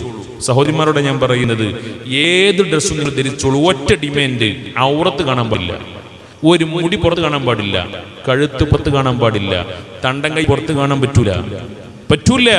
ഇസ്ലാം അത് അനുവദിച്ചിട്ടില്ല. ഒരു പെണ്ണിന്റെ ഔറത്ത് ശരീരം മുഴുവനുമാണ്. അല്ലാഹുവിന്റെ റസൂല് പറഞ്ഞത് എന്താണ്? വൽയദ്ബിന ബിഹുമുരിഹിന്ന അലാ ജുയൂബിഹിന്ന. വല്ലാത്ത വാക്കാണ്. പെണ്ണുങ്ങൾ അവരുടെ തട്ടം, ഖുർആനാണത്, അവരുടെ തട്ടം ജുയൂബിഹിന്ന, അവരുടെ മാറിലൂടെ താഴ്ത്തിയിട്ട് കൊണ്ട് നടക്കട്ടെ എന്ന് വിശുദ്ധ ഖുർആൻ. അല്ലേ? തട്ടിട്ട് അങ്ങോട്ടും ഇങ്ങോട്ടും തോട്ടിലേക്ക് വലിച്ചിടാൻ പറ്റൂല ഒരു പെണ്ണ്. ആണുങ്ങളെ പോലെ നടക്കാൻ പറ്റൂല. ആകർഷകമായ അവളുടെ അവയവങ്ങളെ മറച്ചു വെക്കണം. അവരുടെ മക്കന കൊണ്ട്, അവരുടെ ഹിജാബ് കൊണ്ട്, അലാ ജുയൂബിഹിന്ന, അവരുടെ മാറിടത്തിലൂടെ താഴ്ത്തിയിട്ട് കൊള്ളട്ടെ. അത് പുറത്തേക്ക് അതിന്റെ ഒരു ആകാരം പോലും, ഒരു ലക്ഷണം പോലും പുറത്തേക്ക് കാണാത്ത രീതിയിലാവണം അവൾ സഞ്ചരിക്കേണ്ടത് എന്ന് വിശുദ്ധ ഖുർആൻ. ഇന്നിപ്പോ പരിഷ്കരിച്ച് എവിടെ എത്തി? അല്ലേ? പടിഞ്ഞാറുകാരൻ ചീഞ്ഞളിഞ്ഞ ഡ്രസ്സിംഗ് സംവിധാനം ഞാൻ നാട്ടിലേക്ക് കടന്നു വന്നു. എല്ലാ മതത്തിലും കടന്നു വന്നു, ഞാൻ കുറ്റപ്പെടുത്തില്ല. അത് മുസ്ലിങ്ങളും കണക്കാ, മറ്റുള്ളവരെല്ലാവരും കണക്കാണ്. നമ്മുടെ ഹൈന്ദവ സഹോദരിമാർക്ക് നമുക്കറിയാം, ഇന്നും അച്ചടക്കമുള്ള ഹൈന്ദവ സഹോദരിമാർ എങ്ങനെയാണ് നടക്കാറുള്ളത്? അവർക്ക് തലമറക്കണമെന്നില്ല, പക്ഷെ എന്നാൽ പോലും ചുരിദാർ ധരിച്ചുകൊണ്ട് മാറിടത്തിലൂടെ ഷാൾ ഇട്ടുകൊണ്ടാണ് നടക്കാറുള്ളത്. ഇന്നോ പുതിയ ജനറേഷനിലുള്ള പെൺകുട്ടികൾ എങ്ങനെയാണ് നടക്കുന്നത്? നമ്മുടെ സമൂഹത്തിലുള്ള കുട്ടികൾ എങ്ങനെയാണ് നടക്കുന്നത്? ഒരു ലജ്ജയുമില്ലാതെ മാറിടം പുറത്ത് കാണിച്ചുകൊണ്ടെന്ന് പറഞ്ഞാൽ മാറിടത്തിന്റെ മുകളിലൂടെ ഒരു ഷാളോ ഒരു ഹിജാബോ ഒന്നുമില്ലാതെ ലജ്ജയില്ലാതെ നടക്കുന്നത് ഇസ്ലാമിക വിരുദ്ധമാണ്. അത് ഹറാമാണ്, അത് തെറ്റാണ്. ഒരിക്കലും ന്യായീകരിക്കാൻ പറ്റൂല. ഉമ്മമാര് ശ്രദ്ധിക്കണം. നിങ്ങൾക്ക് 19-60 വയസ്സായി, നിങ്ങൾ ഇങ്ങനെ ഉഷാറായിട്ട് പർദ്ദയും മഫ്തി നടക്കുക. നിങ്ങളെ 16 വയസ്സുള്ള 18 വയസ്സുള്ള നിങ്ങളുടെ പൊന്നുമോൾ അല്ലേ വളരെ മോശമായ ഡ്രസ്സിംഗ് സംവിധാനത്തിലൂടെ സഞ്ചരിക്കുന്നു. നിങ്ങൾക്ക് പ്രശ്നമില്ല. നിങ്ങൾ ഇങ്ങനെ പർദ്ദ മഫ്തിയിട്ട് നടന്നാൽ സ്വർഗത്ത് പോകുമെന്നാണോ വിചാരിച്ചത്? മക്കളെ തർബിയത്ത് ചെയ്യാം. മക്കൾക്ക് അള്ളാഹു പൊരുത്തപ്പെടുന്ന വേഷം വാങ്ങി കൊടുക്കണം. നമ്മൾ പർദ്ദയും മഫ്തി വെച്ച് സ്വർഗത്ത് പോവാണെങ്കിൽ പിന്നെന്തിനാ ഖുർആനിൽ അള്ളാഹു ഇങ്ങനെ പറഞ്ഞത്? സമയായോ? അവസാനിക്കാം. ഖുർആൻ അള്ളാഹു എന്തിനാണ് പറഞ്ഞത്? യാ അയ്യുല്ലദീന ആമനൂ ഖൂ അൻഫുസകും വഅഹ്ലീകും നാറാ. മുഅ്മിനീങ്ങളെ, സത്യവിശ്വാസികളെ, നിങ്ങളുടെ ശരീരം മാത്രം സൂക്ഷിച്ചാൽ പോരാ, വഅഹ്ലീകും, നിങ്ങളുടെ മക്കളെയും മക്കളുടെ ശരീരങ്ങളെ നിങ്ങൾ സംരക്ഷിക്കണം. നാറാ, നിങ്ങൾ പർദ്ദയും ഹിജാബും മഫ്തയും ധരിച്ചിട്ട് നടക്കുന്നു. നിങ്ങളെ പൊന്നുമക്കളോ സുബ്ഹാനല്ലാഹ്, ചെറുപ്പക്കാരികളായ പെൺകുട്ടികളതാ മുടി കാണിച്ച് കഴുത്ത് കാണിച്ച് ആകർഷകമായ വേഷം ധരിച്ച് സുഗന്ധം ഉപയോഗിച്ചുകൊണ്ട് ലജ്ജയില്ലാതെ നടക്കുകയാ. ഉമ്മമാരെ, സ്വർഗത്തിൽ പോവാമെന്ന് കരുതണ്ട. അള്ളയാണ് പറയുന്നത്, ആ മക്കളെ തർബീയത്ത് ചെയ്യണേ, ആ മക്കളെ തെറ്റിക്കൊടുക്കണേ, ആ മക്കൾക്ക് ഉപദേശം കൊടുക്കണേ. ഇല്ലാതെ രക്ഷപ്പെടാൻ കഴിയൂല ഉമ്മമാരെ. ഹിജാബ് എന്ന് പറയുന്നത് പെണ്ണിന്റെ സുരക്ഷിത അൽഹംദുലില്ലാഹ്, വലിയ സന്തോഷമാണ്. ഇന്ന് നമ്മുടെ എത്രയോ സഹോദരിമാർ ഹിജാബ് ധരിച്ചുകൊണ്ട് നടക്കുന്നവരാ. മുഖം പോലും കാണാതെ, എന്റെ സൗന്ദര്യം ആരും കാണണ്ട, എന്റെ സൗന്ദര്യം ആരും ആസ്വദിക്കണ്ട, എന്നെ കൊണ്ട് ഒരാളും ഹറാമ് ചെയ്യണ്ട, എന്നെ കണ്ണുകൊണ്ട് ഒരാളുടെ കണ്ണും ഹറാമിലേക്ക് പോകണ്ട എന്ന് മനസ്സിലാക്കി സൂക്ഷ്മതയോടുകൂടി ഹിജാബ് ധരിച്ചുകൊണ്ട് നടക്കുന്ന ചെറിയ മക്കളില്ലേ, വിദ്യാർത്ഥികളില്ലേ, യുവതികളില്ലേ, ഉമ്മമാരില്ലേ, അൽഹംദുലില്ലാഹ്. ഉമ്മമാരെ, നിങ്ങളുടെ ദുആക്ക് ഇജാബ് തുറപ്പാ. നിങ്ങൾ ആ രീതിയിൽ തന്നെ ജീവിച്ചോളൂ. അല്ലാഹു ഇഷ്ടപ്പെട്ട വേഷമാണ്, അല്ലാഹുവിന്റെ മലായിക ഇഷ്ടപ്പെട്ട വേഷമാണ്, അല്ലാഹുവിന്റെ ഹബീബ് ഇഷ്ടപ്പെട്ട വേഷമാണ്. ആ പർദ്ദയും ഹിജാബും നിങ്ങൾ മരണം വരെ ഒഴിവാകാതെ സന്തോഷമുണ്ട് നമുക്ക് കാണുമ്പോ. നമ്മുടെ പൊന്നുമക്കള്, മതസ്ഥാപനങ്ങളിൽ പഠിക്കുന്ന പൊന്നുമക്കള് ഹിജാബ് ധരിച്ചുകൊണ്ട് സ്കൂളിലേക്ക് പോകുന്നത് കാണുമ്പോ, ഹിജാബ് ധരിച്ചുകൊണ്ടതാ കോളേജുകളിലേക്ക് പോകുന്നത് കാണുമ്പോ അൽഹംദുലില്ലാഹ്, വലിയ സന്തോഷമാ. ഉമ്മമാരെ, ചെറിയ മക്കളെ നമുക്കവരെ നിയന്ത്രിക്കാൻ കഴിയില്ലെങ്കിൽ ഞാൻ ഒരു കാര്യം പറയട്ടെ, നല്ല മതബോധമുള്ള സ്ഥാപനങ്ങളിലേക്ക് പറഞ്ഞേക്കൂ, നല്ല മതസ്ഥാപനങ്ങളിലേക്ക് പറഞ്ഞേക്കൂ. നമ്മുടെ തൊട്ടുകാലത്തില്ലേ ഉത്തര മലബാറിലെ അത്യുന്നത കലാലയമായ കടമേരി റഹ്മാനിയ അറബ് കോളേജിന്റെ കീഴിൽ വനിതാ കോളേജിലെ ഈ പ്രദേശത്തെ പൊന്നുമക്കൾ അവിടെ പഠിക്കുന്നുണ്ടാകുമല്ലോ. നിങ്ങൾ കാണുന്നില്ലേ? മുഖം മറക്കാതെ എല്ലാ ദിവസവും അവരുടെ പ്രായത്തിലുള്ള കുട്ടികൾ സ്കൂളിൽ സ്കൂളിലേക്ക് കോളേജിലേക്ക് പോകുമ്പോ ആ പൊന്നുമകളതാ എല്ലാ ദിവസവും പർദ്ദയും ഹിജാബും ധരിച്ചുകൊണ്ട് അച്ചടക്കത്തോടെ നടന്നു നീങ്ങുന്ന കാഴ്ച നിങ്ങൾ കാണുന്നില്ലേ? 17 വയസ്സുള്ള 18 വയസ്സുള്ള 20 വയസ്സുള്ള ആ പെൺകുട്ടികൾ സുബ്ഹാനല്ലാഹ്, അല്ലാഹുവിനെ വരെ എത്ര വലിയ ഇഷ്ടമാണ്, അല്ലാഹുവിന്റെ ഹബീബിനെ വരെ എത്ര വലിയ ഇഷ്ടമാണ്. അവർക്ക് സൗന്ദര്യം ഇല്ലാത്തത് കൊണ്ടല്ലല്ലോ. എന്റെ സൗന്ദര്യം ആസ്വദിച്ചുകൊണ്ട് ഒരാളും ഹറാമിലേക്ക് പോകണ്ട, ഒരു പുരുഷനും ഹറാമിലേക്ക് പോകണ്ട. അൽഹംദുലില്ലാഹ്, ചെറുപ്പത്തിലെ അവരെ ശീലിപ്പിക്കണേ.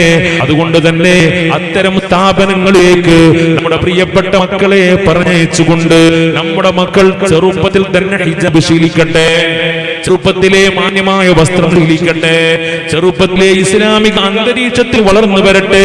അവർ കല്യാണം കഴിച്ചാലും അൽഹംദുലില്ലാഹ് ആ തഖ്വയോടുകൂടി അവർക്ക് മുന്നോട്ട് പോവാൻ കഴിയും. ഹിജാബ് ശീലമാക്കിയ ഒരു പെണ്ണിന് പിന്നെ അത് ഒഴിവാക്കാൻ കഴിയൂല. ഹിജാബ് ശീലമാക്കിയ ഒരു പെണ്ണിനെ സംബന്ധിച്ചിടത്തോളം അവൾ ഏത് അമേരിക്കയിൽ പോയാലും ഏത് യൂറോപ്യൻ കൺട്രി ചെന്നാലും അവൾക്ക് സന്തോഷവും ആനന്ദവും കിട്ടണമെങ്കിൽ ആ ഹിജാബോടെ തന്നെ നടക്കേണ്ടി വരും. അങ്ങനെ ജീവിച്ചങ്ങ് മരിച്ചു പോയാൽ എന്ത് പേടിക്കാനാണ്? അല്ലാഹു സുബ്ഹാനഹു തആല തൗഫീഖ് തരട്ടെ, അല്ലാഹു തൗഫീഖ് തരട്ടെ. അവസാനിപ്പിക്കുകയാണ്, സുദീർഘമായി സംസാരിക്കുന്നില്ല, സമയം വൈകിയിട്ടുണ്ട്. 11 മണിക്ക് നിർത്താമെന്ന് പറഞ്ഞ് 11:05 11:10 ഞാൻ അവസാനിപ്പിക്കുകയാണ്. ഇതുപോലുള്ള പ്രഭാഷണങ്ങൾക്കും ക്ലാസുകൾക്കും ഞങ്ങളുടെ ചാനൽ സബ്സ്ക്രൈബ് ചെയ്യുക. ശേഷം തൊട്ടടുത്തുള്ള ബെല്ലൈക്കൺ അമർത്തുക. നിങ്ങൾ ഇടുന്ന വീഡിയോസ് നിങ്ങൾക്ക് നോട്ടിഫിക്കേഷനായി ലഭിച്ചേക്കും.